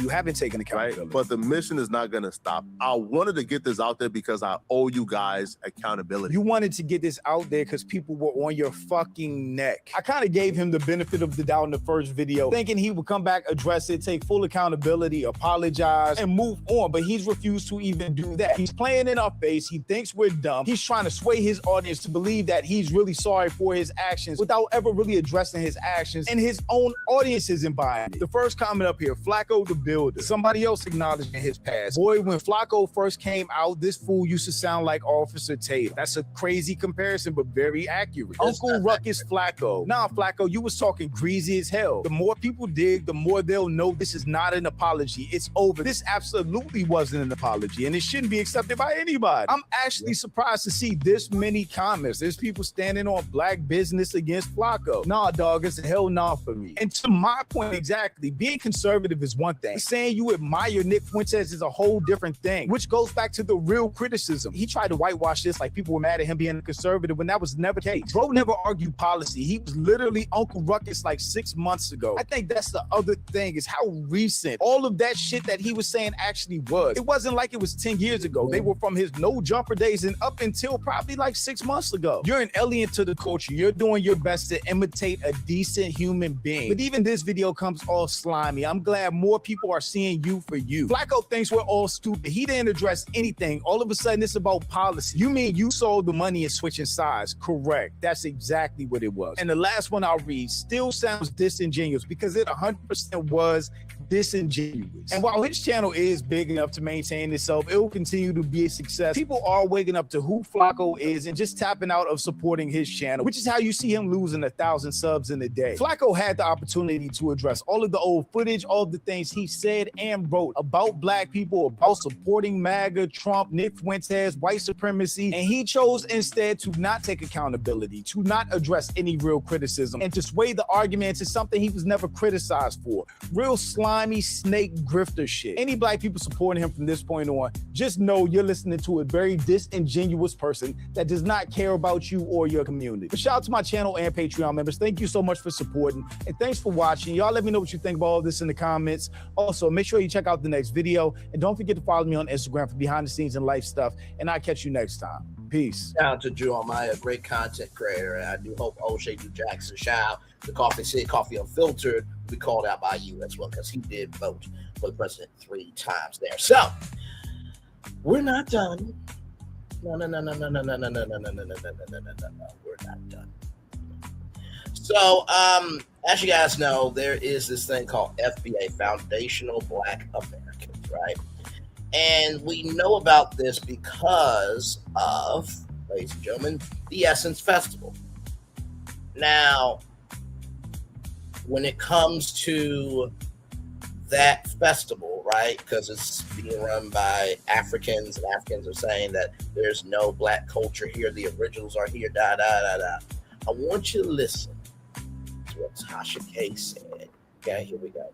Shout out to this content creator, Watergood TV. I never heard of him before until now, but hey, that's how it works sometimes. We only hear about content creators we know that we don't know, rather, until a situation like this comes up. Roll it. But here's what I would say about the FBA movement. It's no different than the KKK. The KKK.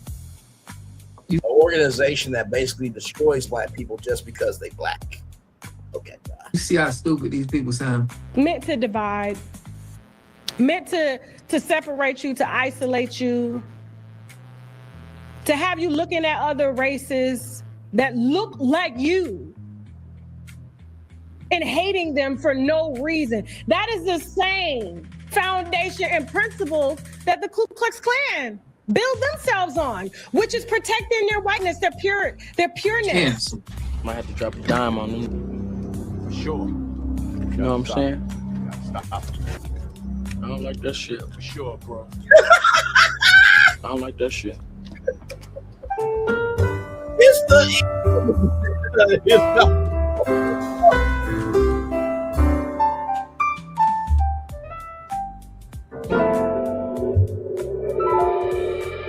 then I can get over it. I agree. Creators, get a little extra with YouTube Shopping Extra? by tagging what you love. All right, y'all, we back with another video, man. Y'all know how we do. Always pushing health, wealth, and a better understanding of self. So check this out, y'all. In this video, we going over how Tasha K, we got to cancel Tasha K. She's spreading misinformation about the lineage that we're gonna have to check her about, right? She's upset because, you know, she married an African and I guess the rhetoric doesn't fit for her husband and her kids. So she feel like she gotta trash the whole lineage, which is not gonna be, that's not acceptable. All right, I'm gonna go over what she said. Make sure y'all subscribe to the channel, hit that like button, and push me in the algorithm. I greatly appreciate that. We gotta give Tasha K the business. So check this out. This is exactly what she said about FBA. Shout out to my boy Don Jeter for sending me this, man, and putting me on Tasha K. I don't really even watch Tasha K. I've seen some of her stuff before. We definitely gonna have to tell everybody, for her having this rhetoric for FBA, we're gonna have to unsubscribe. We're gonna have to, she gonna have to feel our presence, but without further ado, let's get it. But no, I got a question the other day from a gentleman that entered my TikTok live, and he said, Tasha, what do you think about the FBA movement? I said, oh, you're trying to get me in trouble. He said, no, I just want to know what you think about it. I said, you know I can't speak on that. He goes, well, why not? I said, because. Now, first, delineation is the movement. Okay, FBA is not even, you can't even say, that's a lineage. Okay, so she needs to understand you gotta speak on it correctly. You spreading misinformation and wrong information about us. Let me let her know. Because my kids are African. What your kids being African got to do with he asked you about the FBA lineage? Correct. And by the way, Tasha, you're in the United States of America, so they would look at you as an African American. Child, let me tell you something. 47 is going to set up a Black Entertainment Summit. Yeah, look at my African Americans over there. Tasha K and Nicki Minaj are going to be the host of the Black Entertainment Summit here at the White House. It's going to be fabulous. Okay? DJ T, the rapper, is going to make an appearance. What in the words of Black people, what do they say? Make it do what it do. That's exactly what I'm going to do. DJ T on the ones and twos, spitting bars. So you out your mind. You should have been saluting, man. I'm proud of them people for learning their ancestral history and where they come from. You know, we want everybody to know where they come from and be able to represent where you come from. What's wrong with saying that? Listen to this bozo. Check it out. My children are African. My grandfather is Bahamian. Why would I speak on the foundational Black American movement? That's not even my platform. We have these groups, these subgroups. But she talks about African American celebrities, though. I can't do it. I can't do it. I can't do it. I can't do this motherfucking ass shit. So, oh my God. What the hell? Child, Cardi B more black than Tasha K. I said it. Moving on. These leaders that just ordain themselves. Oh, Lord. I need and they come out here and they spew what y'all call knowledge to empower Black people and foundational Black Americans to help aid us. This is done intentionally because she's dating an African. She feels some type of way. This has nothing to do with, her just explaining what FBA stand for. It's just you feel some type of way because you feel like you've been tethered she's probably the one of the number one tether. And to being a better version of knowing ourselves, knowing that we're Hebrew. Even though your lineage could come from South Africa or Liberia or hell yeah. He is not a genealogist, okay? That's just like David Ellison saying, I was mistaken, right? About the Paramount headquarters moving plan that's happening. I said October 1st of next year. No, October 1st of this year. If it's not sold by October 1st of this year, even though, right, the anti-federal lawsuit is going to be starting in March, but they have to get the merger sold by June 1st of 2027. Okay? That would be like, oh, wherever Paramount goes, we're going to be good. Well, I'm sorry. If you, let's just say, for example, right, if you move Paramount, the headquarters of Paramount, Skydance to Little Rock, Arkansas, for example. As much as I love my state and my city, in the same breath, I can't stand them sometimes either. Go back to the top of the show, you'll find out why I can't stand them right now. Little Rock, Arkansas does not have the infrastructure to support a media company that big. Sorry. But you being out in California, you have Paramount Studios. Hello, so how is that going to work, son? You going to be in Little Rock, Arkansas, then the studio's going to be on LA? How does that work? You got to fly there to check in on productions and fly back. Where do they do that at? And not to say that I don't want Little Rock, Arkansas to rise up and win. I do. I want to do so much for my home state that y'all have no idea about. Just because I don't say all my plans don't mean I ain't making plans. The hell wrong with you? Well, come on, son. What we doing here? Saying subgroups is after child. Everybody has lineage somewhere, but you're not a genealogist. If you took a 23andMe test, you would probably surprised about how much lineage you have in other countries and stuff. What the fuck is wrong with you? The culture. Your lineage may come from Jamaica. May come from Latin America. You don't damn know. And the gag is neither do you, heifer. We know exactly where our lineage come from. It comes from America. We have facts on this. We done proved y'all with the Albert Perry story. And by the way, did Tasha K, I forgot, she got held back in the 9th grade 3 times. My bad. She went to the same school that Uncle Wanda went to school for 3 days a week. In the same school that Poetic Flacco got his stutter from. I'm sorry. I've completely forgot about that. And that's also the same school where failed basketball player Kun Ikitv went to school.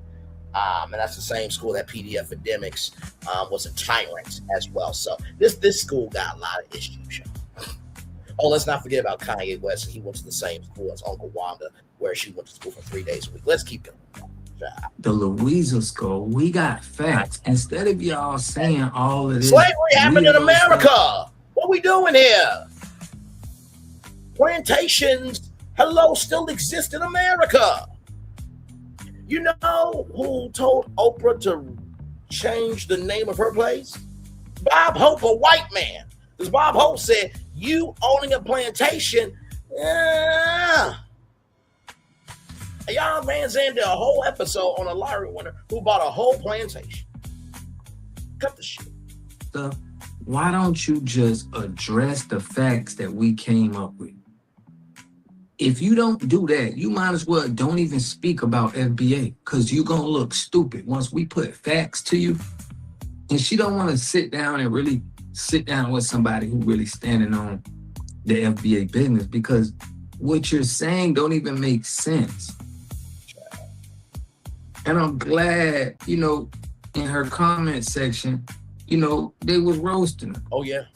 It ain't our fault that you have a lineage that's not FBA. You can still salute FBA for what we doing. Let me let her go. But I feel like that's where we go wrong as a people, is always looking up to somebody and wanting to be like somebody else. And a lot of us don't get. We ain't looking up to nobody. We looking up to our ancestors. We looking up to, you know, the history of us being in this country. Absolutely.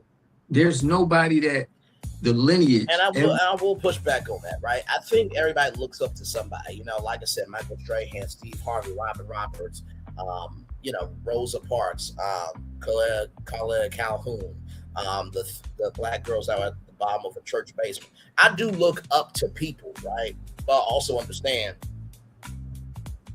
that they're not my source. They are part of my foundation, but they are not the source, right? So push back on that a little bit, but I understand what good TV is coming from. FBA lineage is looking up to. There's no leader that we saying, oh, this person is our leader. Y'all got to stop with this.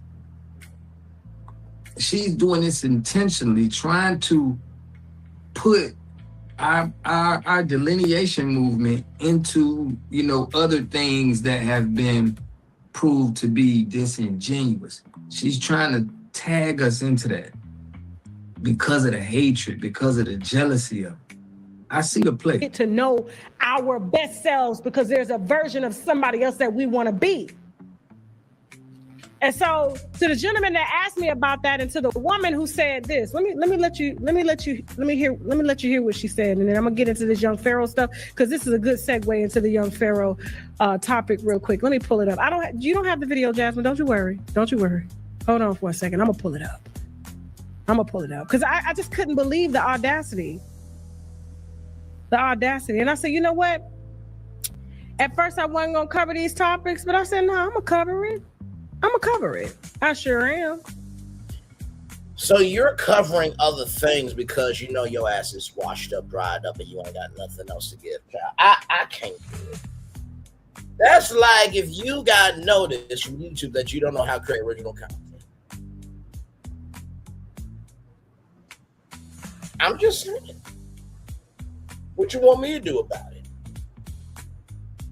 Child, it's the switch up for me. Now you want to talk about something deep on your platform, okay?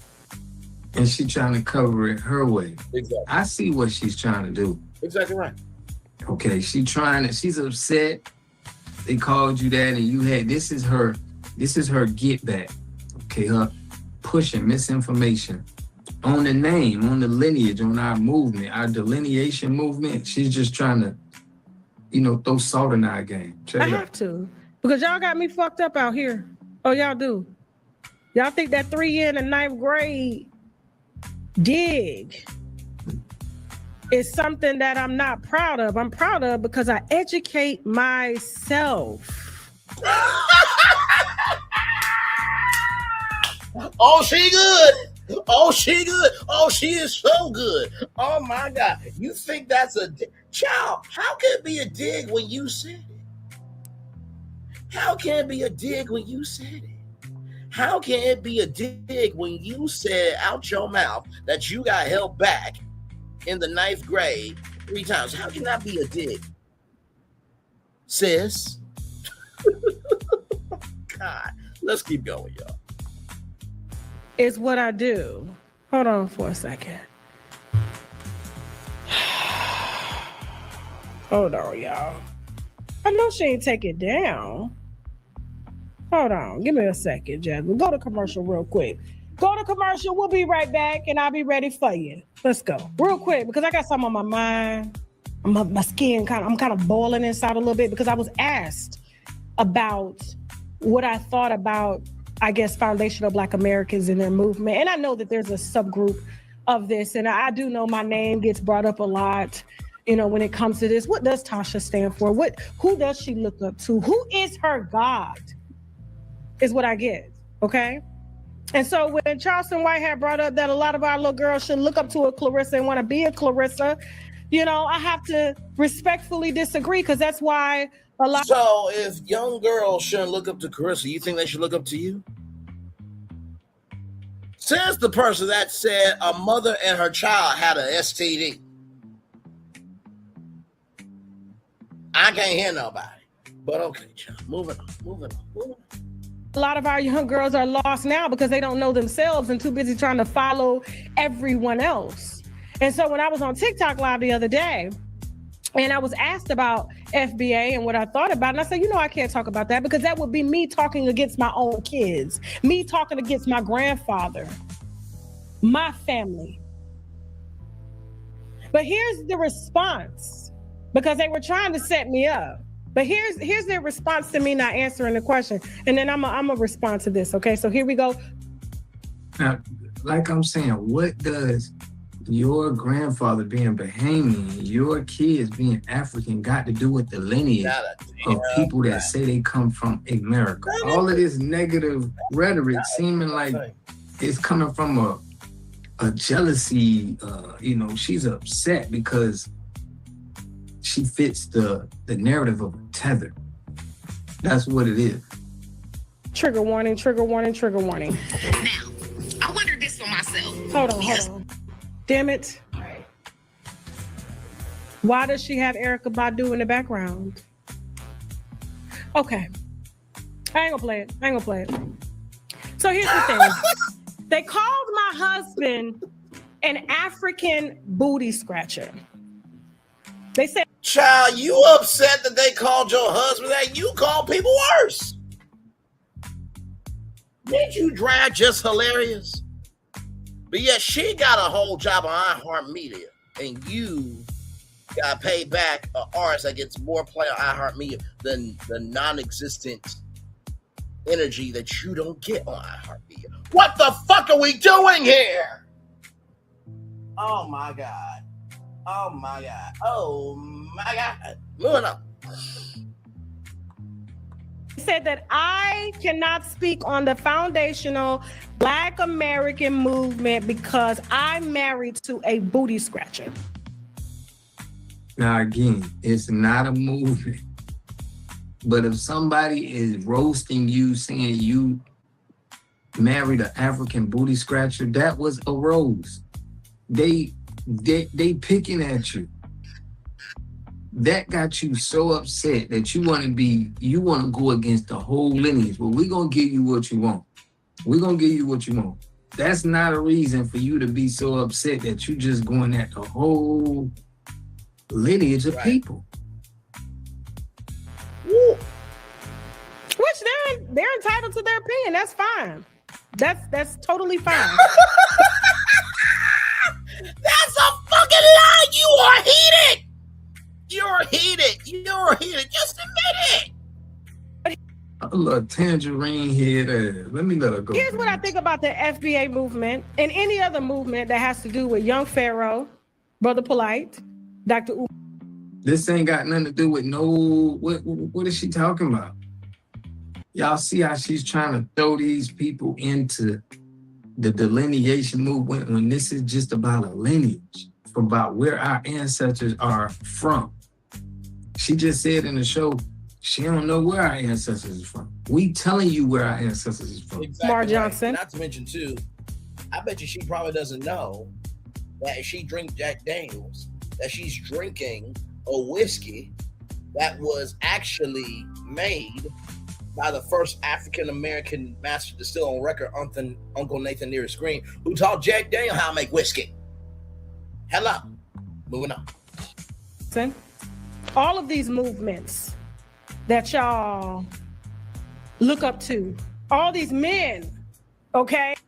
And those guys didn't have no movement. Well, Umar Johnson with the Pan-African, I don't even think you can consider that a movement, but this isn't even making sense. That I guess guide you to help elevate your consciousness in these movies. Even Tariq Nasheed, ain't his wife like half white or something? Ain't Tariq Nasheed wife like half white? But here's what I would say about the FBA movement. It's no different than the KKK.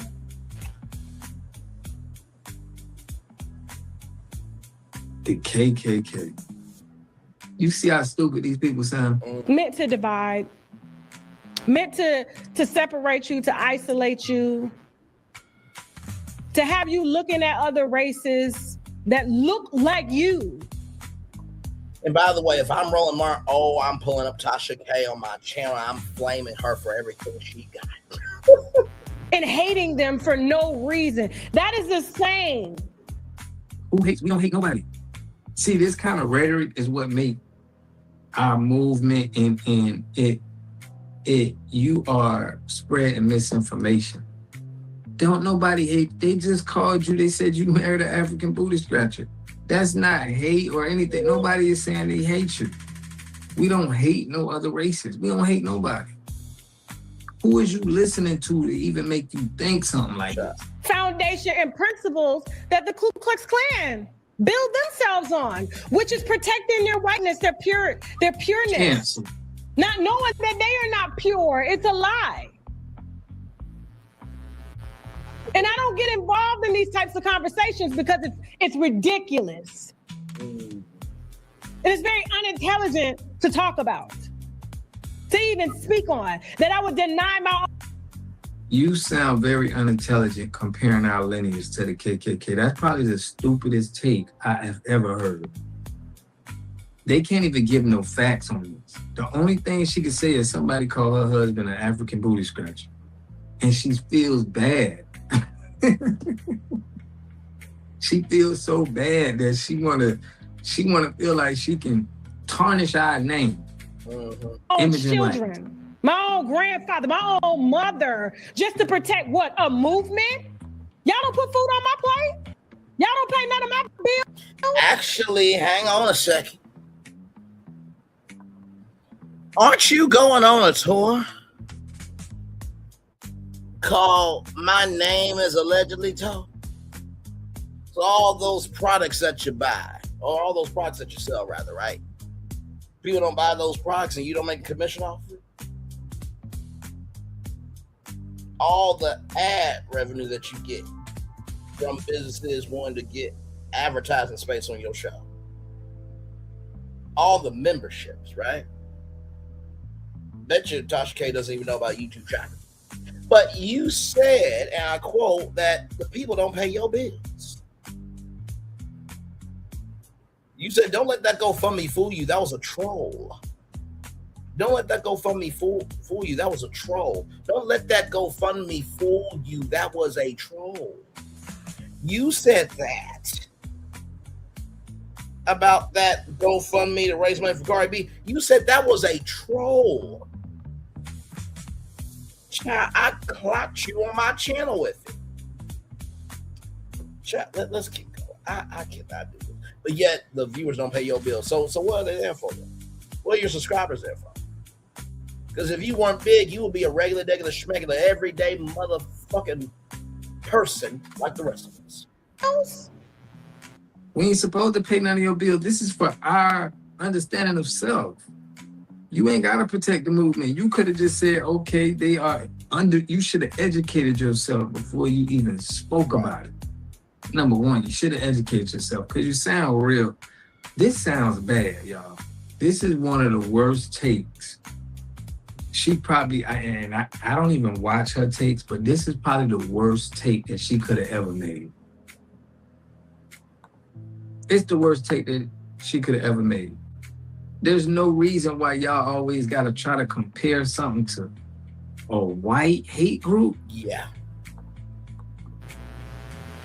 Y'all sitting in living rooms with bonnets on, causing division because you angry, trying to be accepted no different than a gang on gang crime when you got them little boys in Chicago or any other city taking each other out for what? Just because you look different, you said something, now we got adults actually doing it, which leads me to Young Pharaoh. Because a lot of people...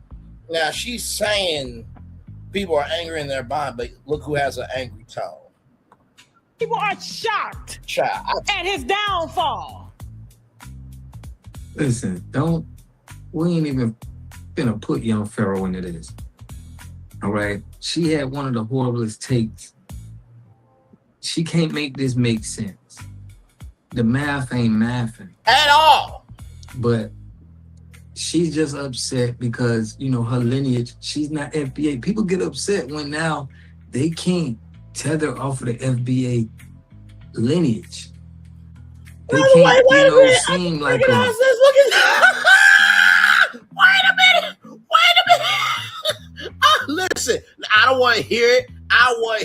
Tasha K make fun of people all the time. Look at that in the frozen frame. You know what? I can't do this shit. I can't do this shit. I'm swimming away.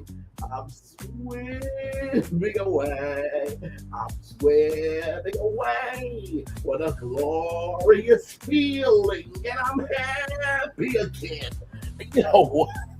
I can't do it, bro. I can't do it, bro. You know what? Let me just let me do this.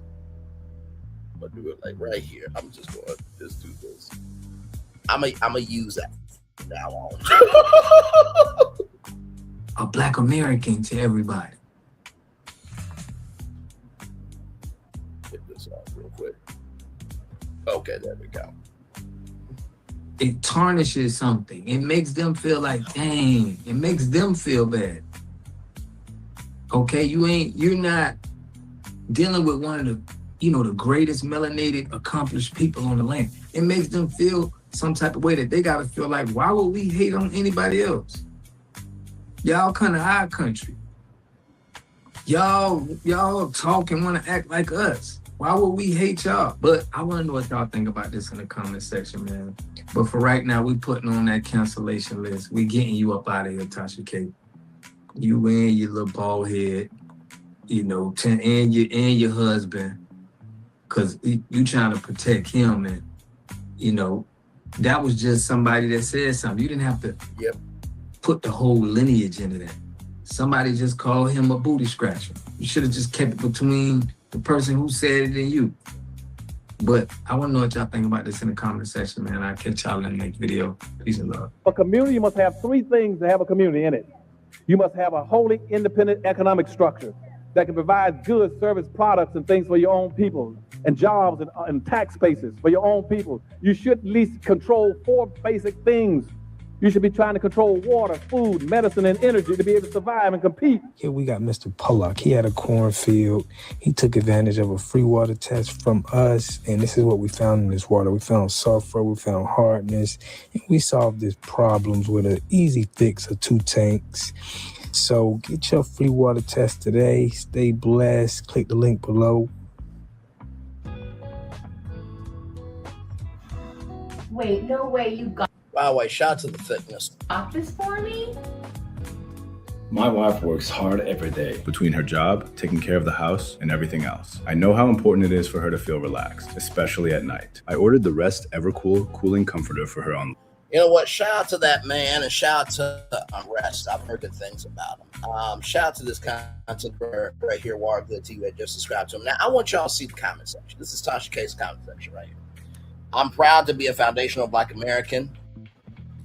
FBA is not an organization. Damn, I like you, Tasha, but you can't disrespect lineage. Putting your lineage first is not discrimination. Nobody says that about any other group except FBA, and that's the problems.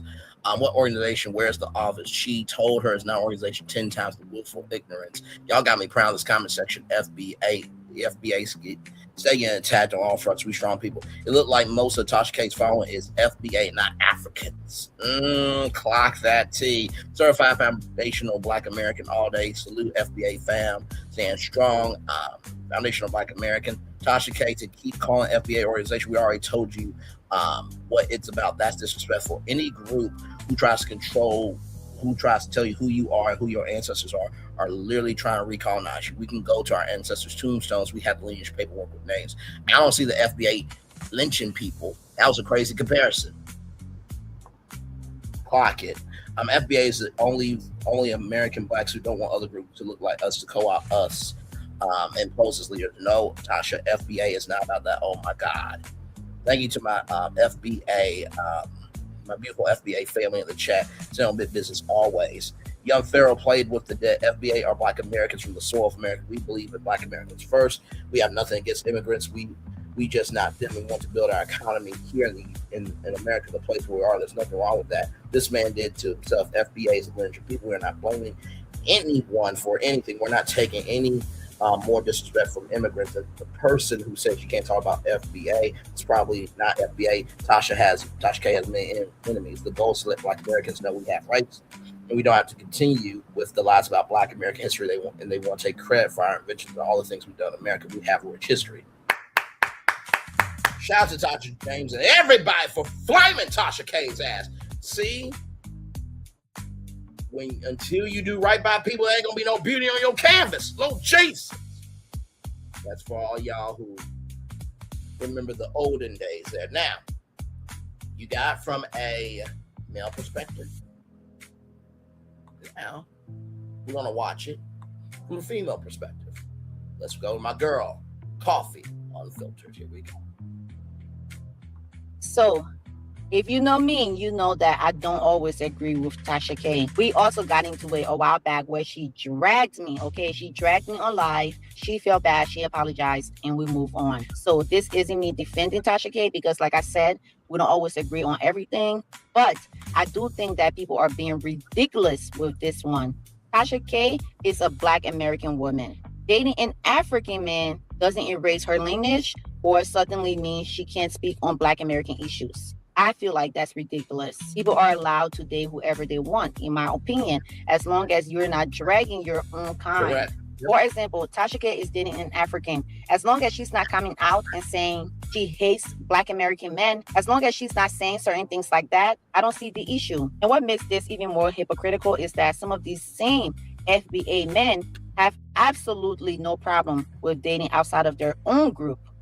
You have the O'Shea Duke Jackson. He literally moved to Africa and he's dating an African woman. So why is it that a Black woman cannot do the same? Make it make sense. But anyway. I do agree with that, right? At the beginning, end of the day, everybody has the right to love who they love, as long as you don't forget your Blackness, right? That's it. That's it. That is it. I told y'all there's a couple that, they come to my job from time to time, right? Beautiful interracial couple, right? And she and the woman is straight down for her Black king, right? And my thing is, as long as Black men and Black women are still alive and around this, that, and the third, we good in the neighborhood, right? God. Okay, I'll do that right after this. I'm sorry, I was just looking up something. It's always something, child. It's always something. Now, with that being said, I think what you have to also recognize is Tasha K is coming out here saying that foundational Black Americans, screw them when you cover Black celebrities, right? From America, right? Your kids were born in America. Your mama, your family was born in America. So no, just because you date an African doesn't mean you get to negate all that, like Coffee on 4%. Wait, this clip is what's setting people off because Tasha K compared FBA to the KKK. And now I don't agree with that. I don't agree with that comparison, but that's what she did. She feels as though these FBAs are the same as the KKK. And as I stated, I do not agree with that comparison. Yeah. But there's this discourse going around and people are talking about it. Some people are agreeing with her. They're saying, yes, it's true because here are the list of things that FBAs have in common with the KKK. And others are saying, this is BS. You're done with Tasha K. Tasha K needs to be canceled because there's no way you should compare FBA with the KKK. But let's get into what she had to say. They called my husband an African booty scratcher. They said that I cannot speak on the foundational Black American movement because I'm married to a booty scratcher. Here's what I think about the FBA movement and any other movement that has to do with Young Pharaoh, Brother Polite, Dr. Umar Johnson, all of these movements that y'all look up to, all these men, okay, that I guess guide you to help elevate your consciousness. Here's what I would say about the FBA movement. It's no different than the KKK.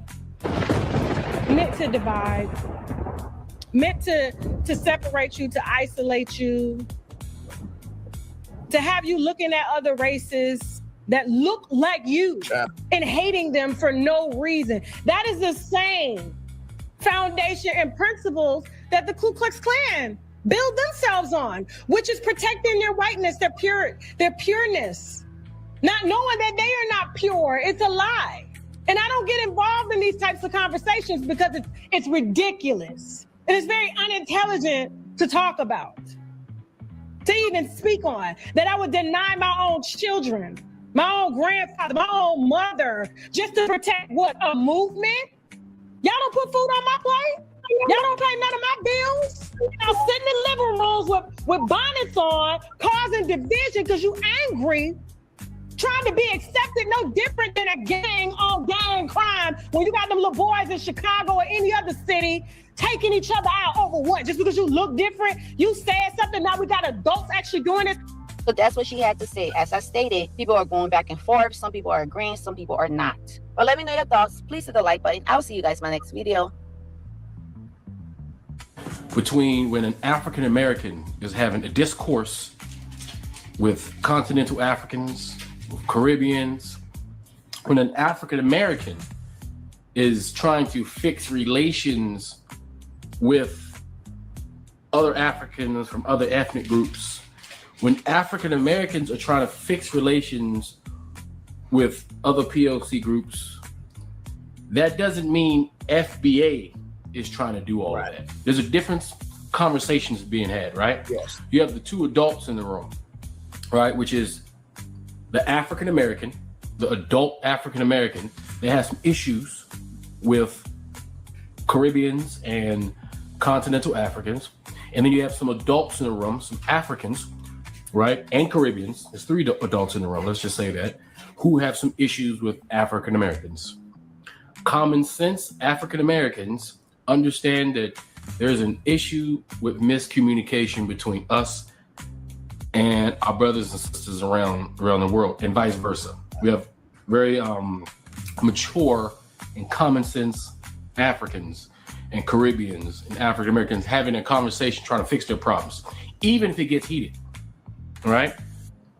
What you have is FBA creeping in the room where the adults are and inserting themselves in conversations they're not even intellectually and psychologically old enough to be having.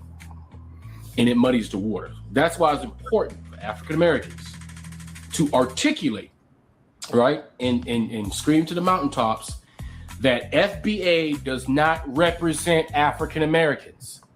No matter how many FBA insist on marrying or believing that African American, FBA, and Black are interchangeable words. They are not. African American, Black American, Black. Black means African. Okay? African American, Black American, Black. That's us over here. FBA is I'll give them lineage. I'll give them lineage because they're a lineage-based cult of Tariq Nasheed's. A lot of y'all and so they foundational Black Americans are just losers who want to be white.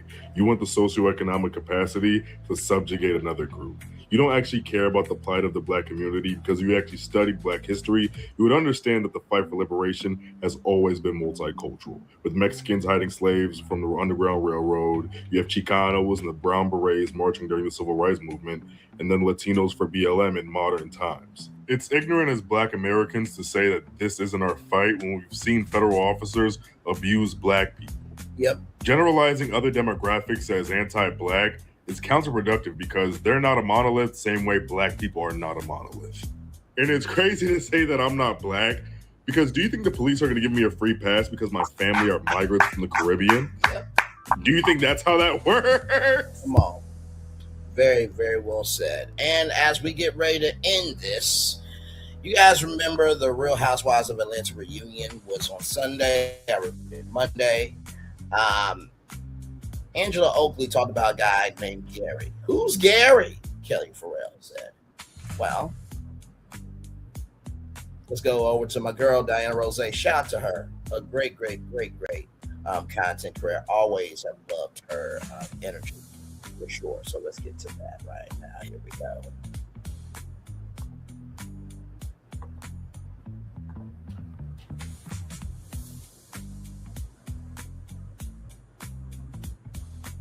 What's up, cousins? It's You just say Diana. that Angela's face card beats Kelly's. I mean, is she a clown? Does she amuse us? Moving on. Child, I cannot. With the bullshit. What's up, cousins? It's Diana Rose, and I bring a unique commentary to your favorite reality TV shows and whatever is popping on social media. I need you guys to come in, join the discussion, become a subscriber if you are not already, and make sure your notification bells are on so that you don't miss a thing. Welcome back, cousins. And if you're new here, welcome to the family, period. We are about to talk about Kelly Potter, get to the bottom of the Who's Gary scandal. Because, baby, listen, y'all know on Sunday night, the reunion, Angela busted her out and said, at least I don't owe Gary any money. And that's when you hear Andy Cohen scream, who's Gary? Like, oh my goodness. And then here comes Kelly with the, who's Gary? Hold on, let me show y'all. Y'all know that high pitched who's Gary, like everybody in the room is crazy. What are you talking about? How did you make this up? We heard the same tone and intonation when she said, what pastor? What pastor, Portia? Well, baby, like I said, there was a judge on Friday, August 7th, 2026, that helped Kelly remember exactly who Gary was, child. She wasn't able to pull the old, rug from underneath the court, the old banana and the tailpipe, all of that, the wool over their eyes. No, Kelly wasn't able to do any of those tricks. We're going to talk all about it. Go ahead, hit the like button, share the video. You guys already know my opinion is alleged, but these receipts are legit. Now let's get into it. Okay, you guys, so you see it there on your screen. This is coming by way of a friend of mine, a friend of the channel, V with the T, and that is Reality Recap. She was able to pull the court documents from Fulton County, Georgia. And you see it right there. The plaintiff is Gary Tolliver, and he was suing Miss Kelly Potter. She had borrowed money from Gary. I believe, let me get the exact numbers, $75,000 actually to open up her Sandy Springs location. That was last year in 2024. Anyway, she was supposed to pay him back approximately $100,000. That was with interest. And it turns out she did not pay that back. She was able to get him $36,915, and then everything else fell by the wayside. Anyway, he went to a court and he was seeking, get this, he was seeking $263,000, 85 cents, basically looking for the money that she didn't pay him, along with damages, emotional distress, punitive. Give me one moment, y'all. I'll be right back.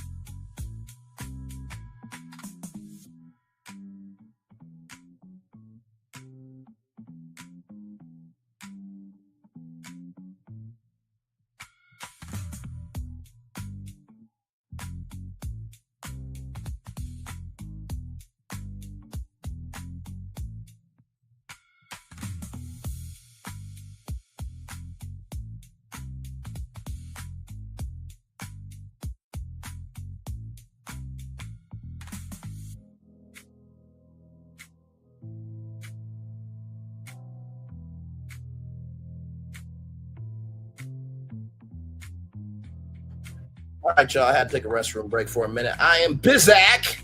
Let's continue on.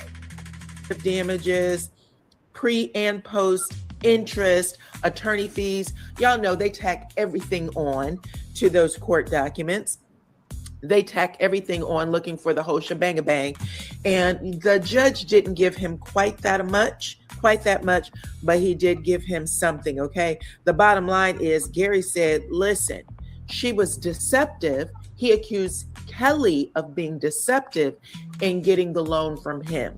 He said she owes everybody. She has multiple pending civil Yep, she lawsuits, does. multiple civil lawsuits that she's currently in, including owing her employees. So he said she owes everybody thousands of dollars.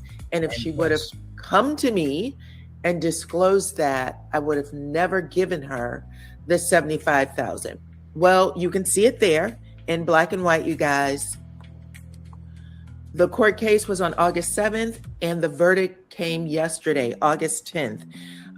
Kelly has to pay back the $63,085 she owes in principal, along with $20,614 for prejudgment interest. He did receive that. He also received court costs and post-judgment interest. Okay.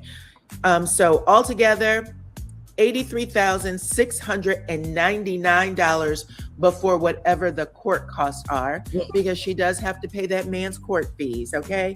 So check that out, y'all. Not good for Kelly. Who's Gary? Well, baby, the judge said you absolutely do know him. And this is going to be one of these things that we remember. Y'all know Kelly was on that show. We're going to hear her on the reunion say, Portia lies. She's a liar. Well, it turns out, Kelly, you've been lying too, girl. You've been lying too. But y'all talk to me in the comments. Let me know what y'all think about all of this. Kelly owes, Pookie owed from New Jack City. Y'all remember that movie, New Jack City? Anyway, it doesn't matter. Pookie owed the community.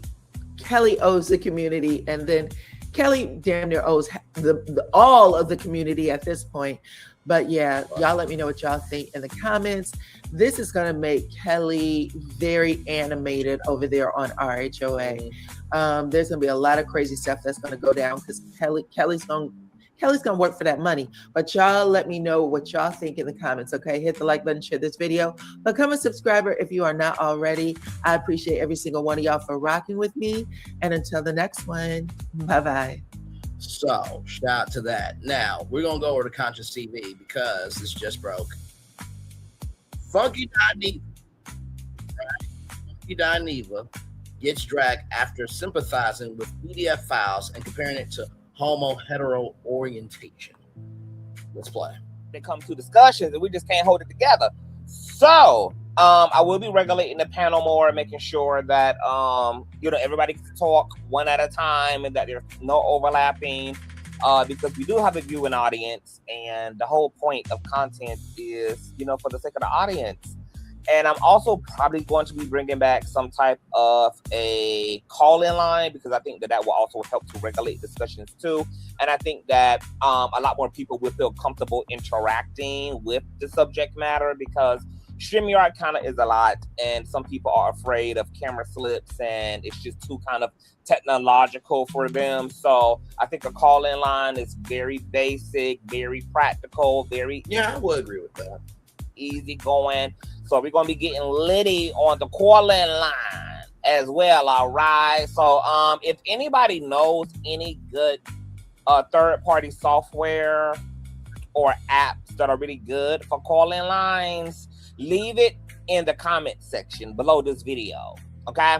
All right. So we're here to get into Miss Funky Dineva, child. Funky Dineva is getting flamed the fuck up because apparently on his show, I'm assuming from yesterday, I don't know what led to this. I didn't get a chance to watch the show. I haven't watched a Funky Dineva live in probably months at this point.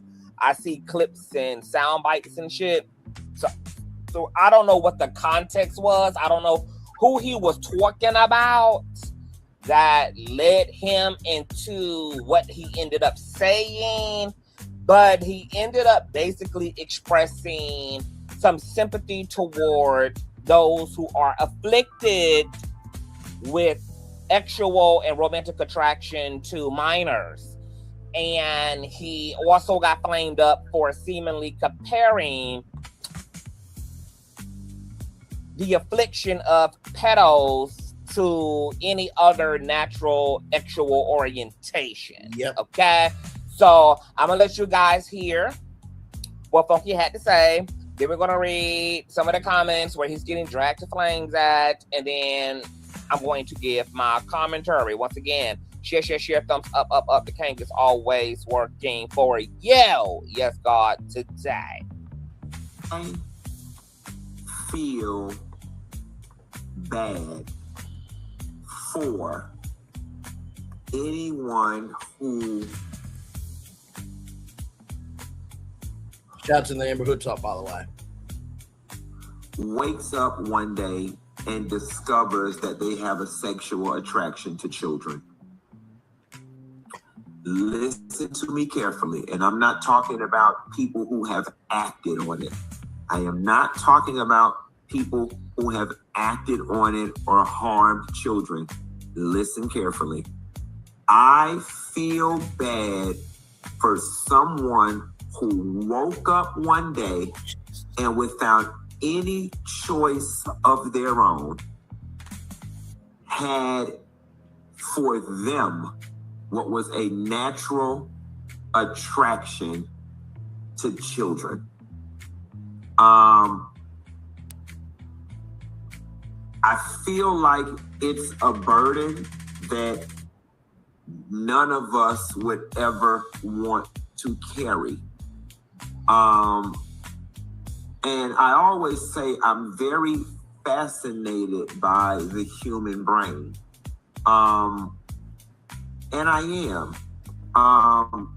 And I guess the reason why I am able to have this level of introspection when it comes to people who have a pedophile problem is because oftentimes the general society loves to throw the LGBT community in that same bucket with them. And that's not true of everybody, though. I just like to speak in possibilities, right? If it is possible with no input of my own that I was born gay and that I was born with an attraction to men, I do believe that it is possible that somebody can be born with an attraction to children. I do. And again, I'm not attempting to excuse it. I'm not trying to make it right or anything. I just do. And it would have to suck to one day wake up and be like, I'm attracted to 11-year-olds.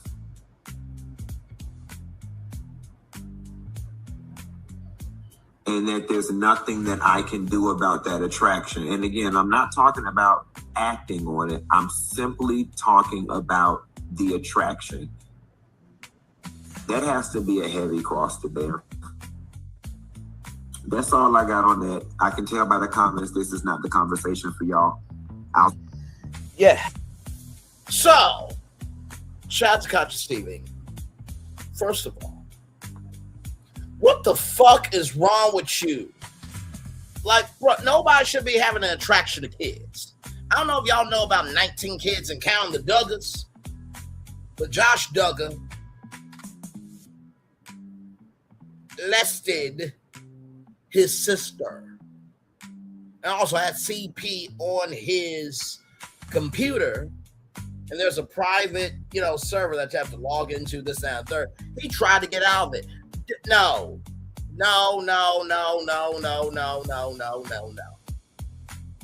And then you say, I'm not talking about people who went after them. They should be persecuted too. The fuck wrong with you? Y'all, I can't do it. That's all I got for y'all. I'm gonna try to see if I can watch the girls trip and see if I can come back and review that tonight at 6. If I don't review tonight at 6, it may be at 8:30. We'll see. But y'all, I had to come on and let y'all know there's a lot going on in our community. Okay? And hopefully, one day they will understand where I'm coming from. And I will always keep it a buck. One love, much love, all love. I feel the love. It's in right back to you. Bye, everybody. Child. Woo. I always think of that quote from a cartoon. Does God stay in heaven because he's in fear of what he's created? Yes! Bye, everybody.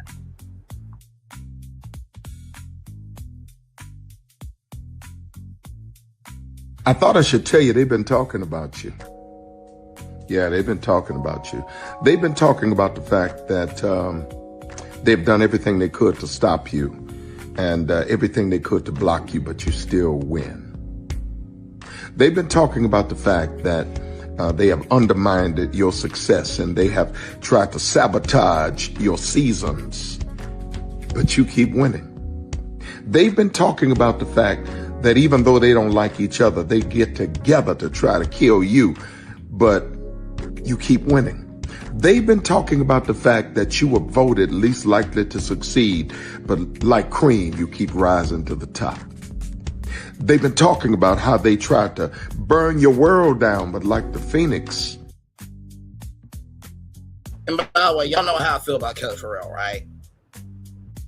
I didn't even have to explain nothing on that. But just to make sure Kelly don't get left out, find with neighbors that young lady who whooped your ass in court and without a lawyer and won $16,000, your restaurant closing down. Somebody said in Diana Rose's comment section that they starting to believe your ex-husband. You spent it on 18 bags for your daughter on her 18th birthday.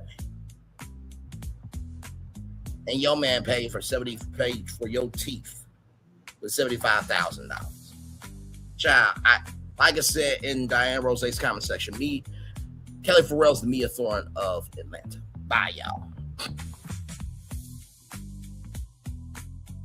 I thought I should tell you they've been talking about you. Yeah, they've been talking about you. They've been talking about the fact that they've done everything they could to stop you and everything they could to block you, but you still win. They've been talking about the fact that they have undermined your success and they have tried to sabotage your seasons, but you keep winning. They've been talking about the fact that even though they don't like each other, they get together to try to kill you, but you keep winning. They've been talking about the fact that you were voted least likely to succeed, but like cream, you keep rising to the top. They've been talking about how they tried to burn your world down, but like the phoenix, you rose from the ashes. They've been talking about you. And you know what they say? Oh, she's just lucky. He's just lucky. But no, you ain't lucky.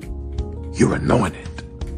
You got something on you. You got favor on you. You got power on you. You were born to win. Now they can call it luck, but it's grace. They can call it luck, but it's favor. But whatever they call it, it doesn't matter, because you know what God calls you? Do you know what God calls you? A winner. I thought I should tell you they've been talking about you. Yeah, they've been talking about you. They've been talking about the fact that they've done everything they could to stop you and everything they could to block you, but you still win. They've been talking about the fact that they have undermined your success and they have tried to sabotage your seasons, but you keep winning. They've been talking about the fact that even though they don't like each other, they get together to try to kill you, but you keep winning. They've been talking about the fact that you were voted least likely to succeed, but like cream, you keep rising to the top. They've been talking about how they tried to burn your world down, but like the phoenix, you rose from the ashes. They've been talking about you. And you know what they say? Oh, she's just lucky. He's just lucky. But no, you ain't lucky. You're anointed. You got something on you. You got favor on you. You got power on you. You were born to win. Now they can call it luck, but it's grace. They can call it luck, but it's favor. But whatever they call it, it doesn't matter, because you know what God calls you? Do you know what God calls you? a winner. I thought I should tell you they've been talking about you. Yeah, they've been talking about you. They've been talking about the fact that they've done everything they could to stop you and everything they could to block you, but you still win. They've been talking about the fact that they have undermined your success and they have tried to sabotage your seasons, but you keep winning. They've been talking about the fact that even though they don't like each other, they get together to try to kill you, but you keep winning. They've been talking about the fact that you were voted least likely to succeed, but like cream, you keep rising to the top. They've been talking about how they tried to burn your world down, but like the phoenix, you rose from the ashes. They've been talking about you. And you know what they say? Oh, she's just lucky. He's just lucky. But no, you ain't lucky. You're anointed. You got something on you. You got favor on you. You got power on you. You were born to win. Now they can call it luck, but it's grace. They can call it luck, but it's favor. But whatever they call it, it doesn't matter, because you know what God calls you? Do you know what God calls you? A winner. I thought I should tell you they've been talking about you. Yeah, they've been talking about you. They've been talking about the fact that they've done everything they could to stop you and everything they could to block you, but you still win. They've been talking about the fact that they have undermined your success and they have tried to sabotage your seasons, but you keep winning. They've been talking about the fact that even though they don't like each other, they get together to try to kill you, but you keep winning. They've been talking about the fact that you were voted least likely to succeed, but like cream, you keep rising to the top. They've been talking about how they tried to burn your world down, but like the phoenix, you rose from the ashes. They've been talking about you. And you know what they say? Oh, she's just lucky. He's just lucky. But no, you ain't lucky. You're anointed. You got something on you. You got favor on you. You got power on you. You were born to win. Now they can call it luck, but it's grace. They can call it luck, but it's favor. But whatever they call it, it doesn't matter, because you know what God calls you? Do you know what God calls you? A winner.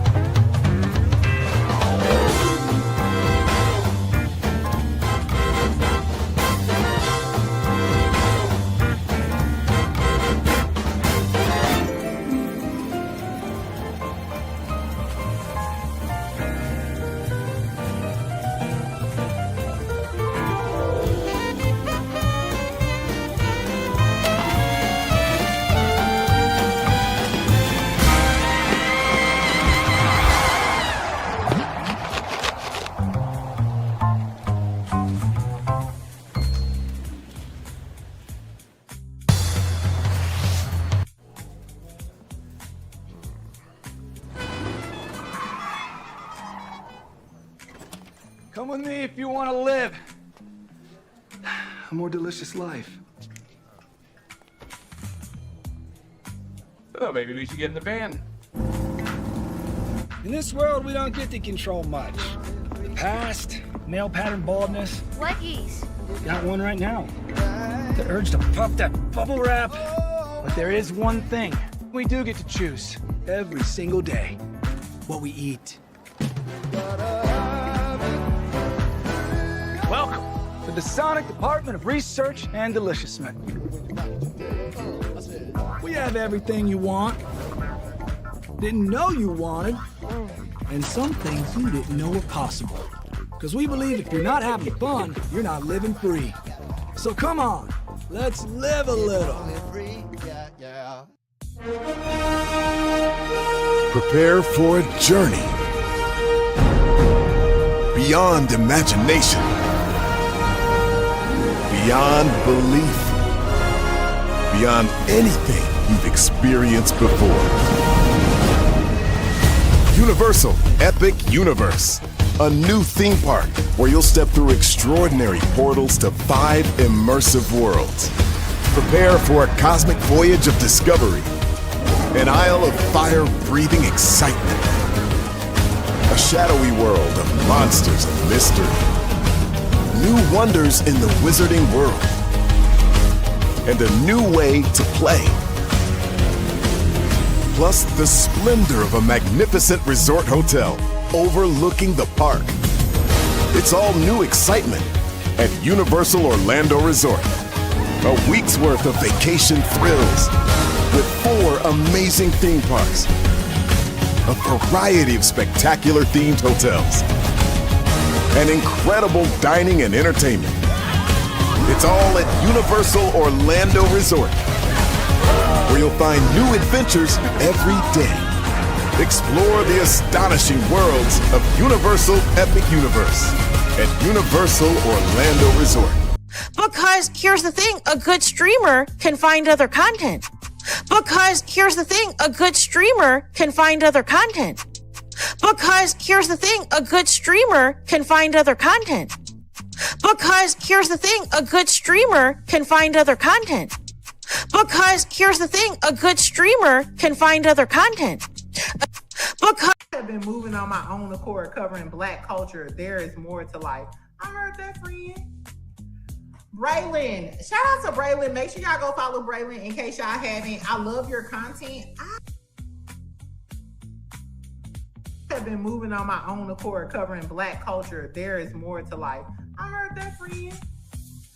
Braylon, shout out to Braylon. Make sure y'all go follow Braylon in case y'all haven't. I love your content. I have been moving on my own accord, covering Black culture. There is more to life. I heard that, friend. Braylon, shout out to Braylon. Make sure y'all go follow Braylon in case y'all haven't. I love your content. Child, Braylon been over there doing his thing, minding his GD business, staying out of trouble, trying to get the folks some positive stuff to talk about. Besides lying all the damn time. Child, Braylon been over there doing his thing, minding his GD business, staying out of trouble, trying to get the folks some positive stuff to talk about. Besides lying all the damn time. Child, Braylon been over there doing his thing, minding his GD business, staying out of trouble, trying to get the folks some positive stuff to talk about. Besides lying all the damn time. Child, Braylon been over there doing his thing, minding his GD business, staying out of trouble, trying to get the folks some positive stuff to talk about. Besides lying all the damn time. Power 923 Jams and the Arkansas Minority Health Commission encourages you to take the COVID-19 vaccine to help keep you and your loved ones safe. Involved in our community, the People Station, Power 923 Jams. KIPR Pine Bluff, Little Rock, KFOG, Little Rock, a Cumulus Media Station. And now, back to the jams. Hip Hop. Drake. Girls want girls where I'm from. Yeah, well, girls want girls where R&B. J. Howell. Just 'cause I love you and you love me. And now, bumping back-to-back continuous music with another fresh new jam. Heard here first on the People Station, Power 923 Jams.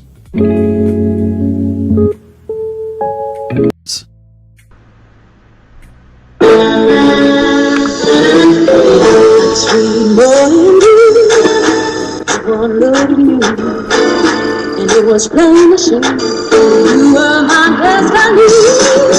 God, you were found. I come from nothing. Our fun is your fun. Welcome to the celebration.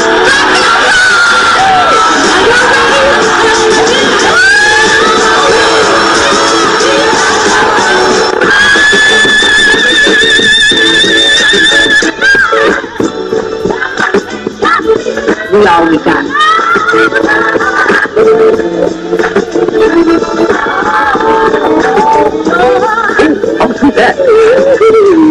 Don't you leave here today with happiness. I want you to leave here with show.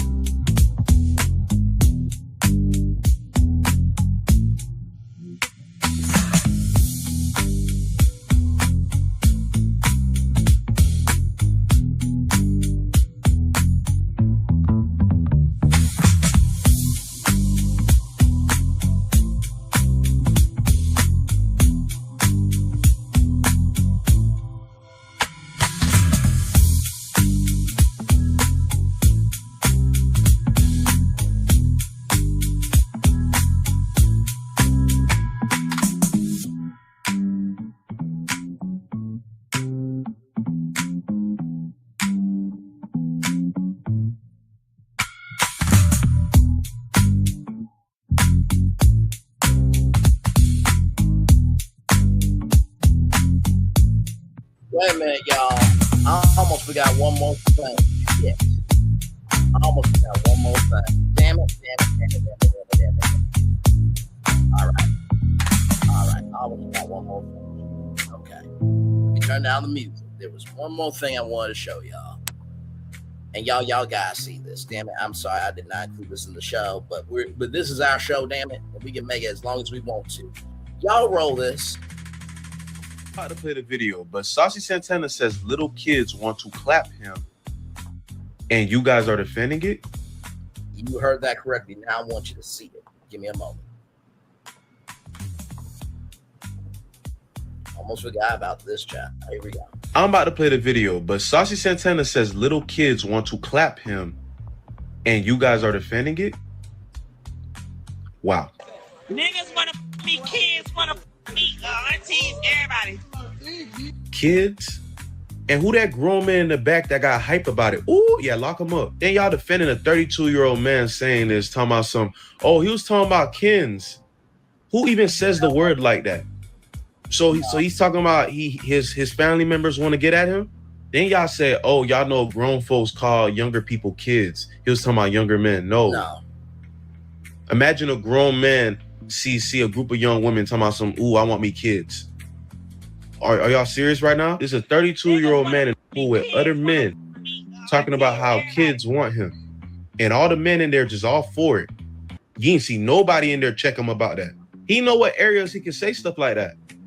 Because I'm telling you, they would have never slid with that. He said something like that in the club or something, bro. Boy, they would have got up on him. A lot of people got on under my video because they was mad trying to tell me what Quiet on the Creek really meant. When I just saw a video of Saucy Santana in the freaking swimming pool talking about niggas want to F him, women want to F him, and kids want to F him. Are you freaking serious? Nigga, that ain't Quiet on the Creek. Nigga, you a pedophile. You know, when black people finally get to the level that I want them to be on, this type of behavior by Saucy Santana, him coming out, saying these things that is just unacceptable in anybody's eyes, he will be canceled. He will be out of here. He will be disassociated with the black community. People like him, you need to kick him out. Young Miami, you cool with this? Oh, but you are cool with it because you want people to rob and steal and kill and destroy and devour people like yo pimp P. Diddy did to all those women. So Young Miami is probably cool with this behavior. Oh yeah, I said that shit and she ain't gonna do shit to me. Let's keep going. By the way, shout out to this content creator right here, Marcus Lewis. I'm gonna subscribe to him real quick. All right, let's keep going. I forgot to share this because I'm like, what the hell? Him out the community.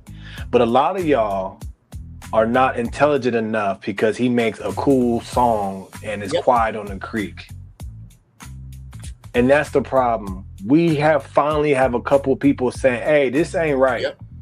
But there's still more people standing up for this ignorant behavior that Saucy Santana did. And he calls himself Saucy Santana. Like, I don't understand. Yeah, Epidemics, you better not talk about this because you talk to a 15-year-old on a Discord call. And when Saucy Santana asked you to come outside, you couldn't say shit, motherfucker. So you can't talk about him and he can't talk about you. Moving on. Like, y'all black women will come to his aid and defend him and say that's not what he meant. He meant it this way. No, he meant it the way he said it. Right. He meant it the way that he said it. And y'all still standing up for this person. Yep. This is why we will always be at the bottom. Because y'all not saying this is wrong. This dude is weird. I'm all about protecting the kids. And when somebody comes out because they got a little bit of motion, because they got a song that's popular amongst the ignorant black people in our community, now they think they're invincible. Now they can think they can say whatever they want to say because they got y'all hypnotized because of a certain song. That's what's wrong with y'all. A lot of y'all is lost. Y'all letting this man come out here and say this, and he has no remorse. He has not come out and said, you know, I apologize. I probably shouldn't have said that. I might have been under influence or whatever, but it doesn't matter. It's still despicable. It's still ignorant. It's still a degenerate black person who think they got a little bit of money, a little bit of fame, thinking they can say and do whatever they want because you guys are stupid enough to say that's cool. We have to kick people out like Saucy Santana out of the black community. He does not deserve a second chance because our kids are our everything. Absolutely. The most. This is the gay not this brother right here. Very smart, smooth, articulate brother. Saucy Santana pretty much is the gay version of EDP 445. Saucy Santana is the gay version of EDP 445. Saucy Santana is the gay version of EDP 445. I said what the fuck I said. Let's continue on. Most important thing that we need to do as a black community is protect the kids. Yep. Protect the kids, man. Like seriously, it's not enough people coming out here saying he's canceled. There's not enough people coming out and said, "Hey, man, this is foul." We still have a lot of y'all, and especially y'all black women, coming out to defend somebody who's trying to take your place. Come on. It's idiotic. It's stupid. It's a degenerate. He makes us all look bad to other races. Amen. This is the reason why y'all don't understand stereotypes. That's crazy how like a lot of y'all are defending this person. Luckily, we have some people, but we still have way more people defending this idiot in our culture, which is crazy. That you can open your mouth to say kids want to screw you, and you proud of that? Mm-hmm. See, these is the people that y'all support. Like, I ain't got no hate, no drama, no nothing with Saucy. But one thing about me, I'm gonna keep it real about stuff. Mm-hmm. That's trifling. And y'all up here, quite hungry.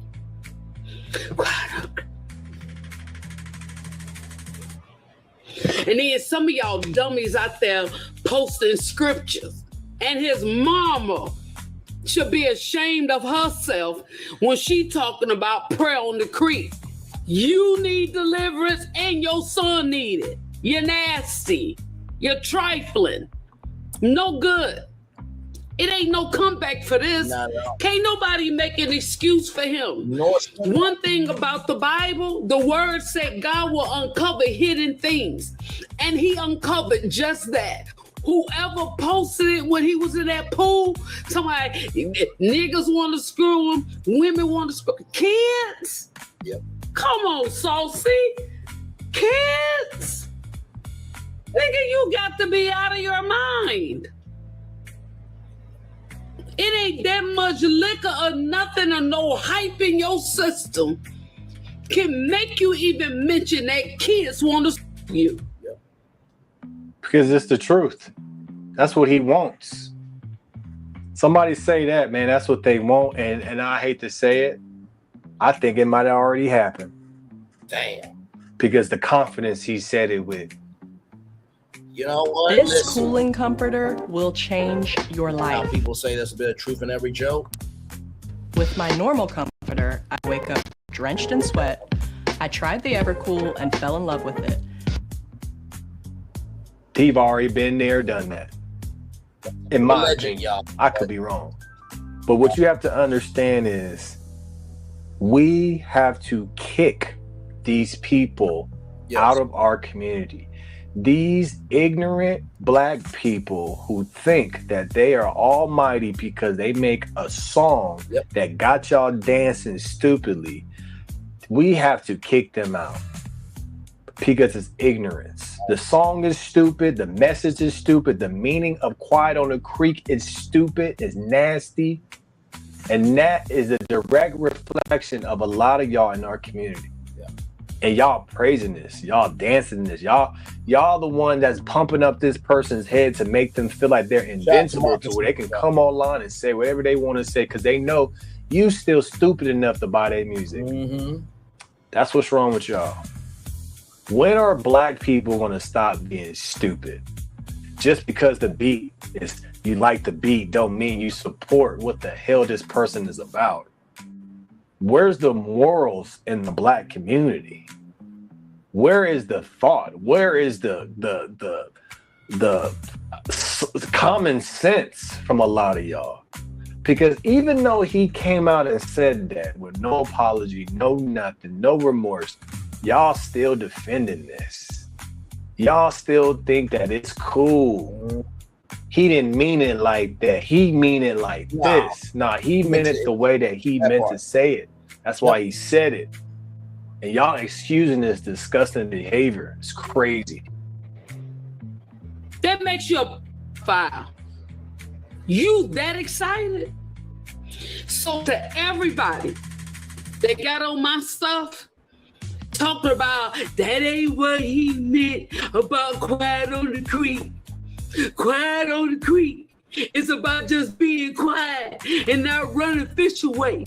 No, Quiet on the Creek is some DL nasty, trifling, tricking off for gifts, fornicating, committing adultery. It's all of that. And I'm standing on what I said in my other video, just like I'm standing on this one. As you should. And anybody that can take up for that nigga, you just as nasty and as trifling as that nigga is. Love the fact that we have black people coming out and calling out this behavior. We got to be louder. We got to keep talking this and we got to keep pushing this. We can't just let this be a cycle where everybody forgets. No, he needs to be canceled completely. I really feel that the black community needs to divide into two parts because we're tired of being associated with these ignorant, dumb, black skin folk and not kin folk. Let me know your thoughts about this in the comments below. Like, share, and subscribe to the channel. As always, we'll keep things right. Keep going. Tap into the No Filter Morning Show. Link in the show description below. I appreciate you guys, and I'm out. I'm not African American, bro. I'm American. Temporary status shouldn't be 40 years. This is why we can't help single moms. We gotta make snitching great again. If I see a man, he don't take care of his kids, he's a bum. Unsubscribe. I'm still gonna keep going up. My issue is that you are really hard on single mothers.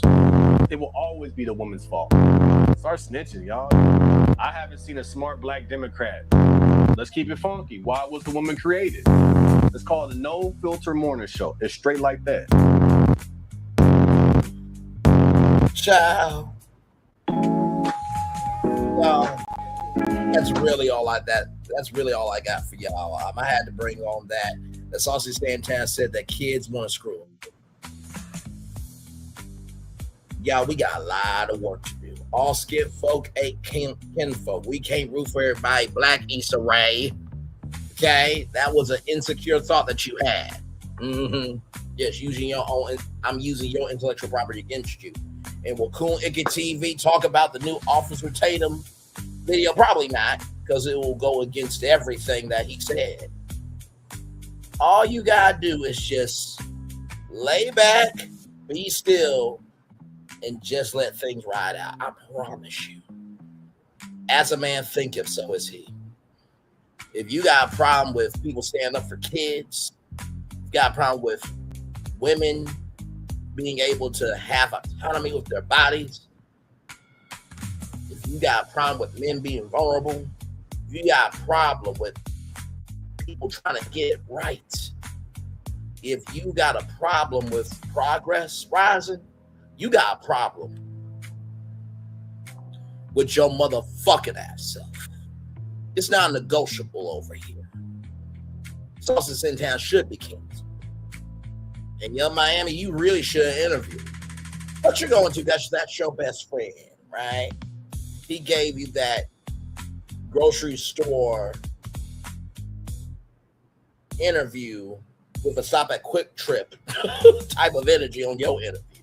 So I'm sure if Carisha Please comes back out for a special episode, it'll be for that. Because outside spin that ish, what else does she have? Not a motherfucking answer. You want to be the next Oprah? Young Miami, interview Saucy Santana. You want to be the next Oprah? Interview Saucy Santana. You want to be the next Oprah? Interview Saucy Santana. Now I gotta go for real. Bye, y'all. I can't deal with this shit. Bye, y'all.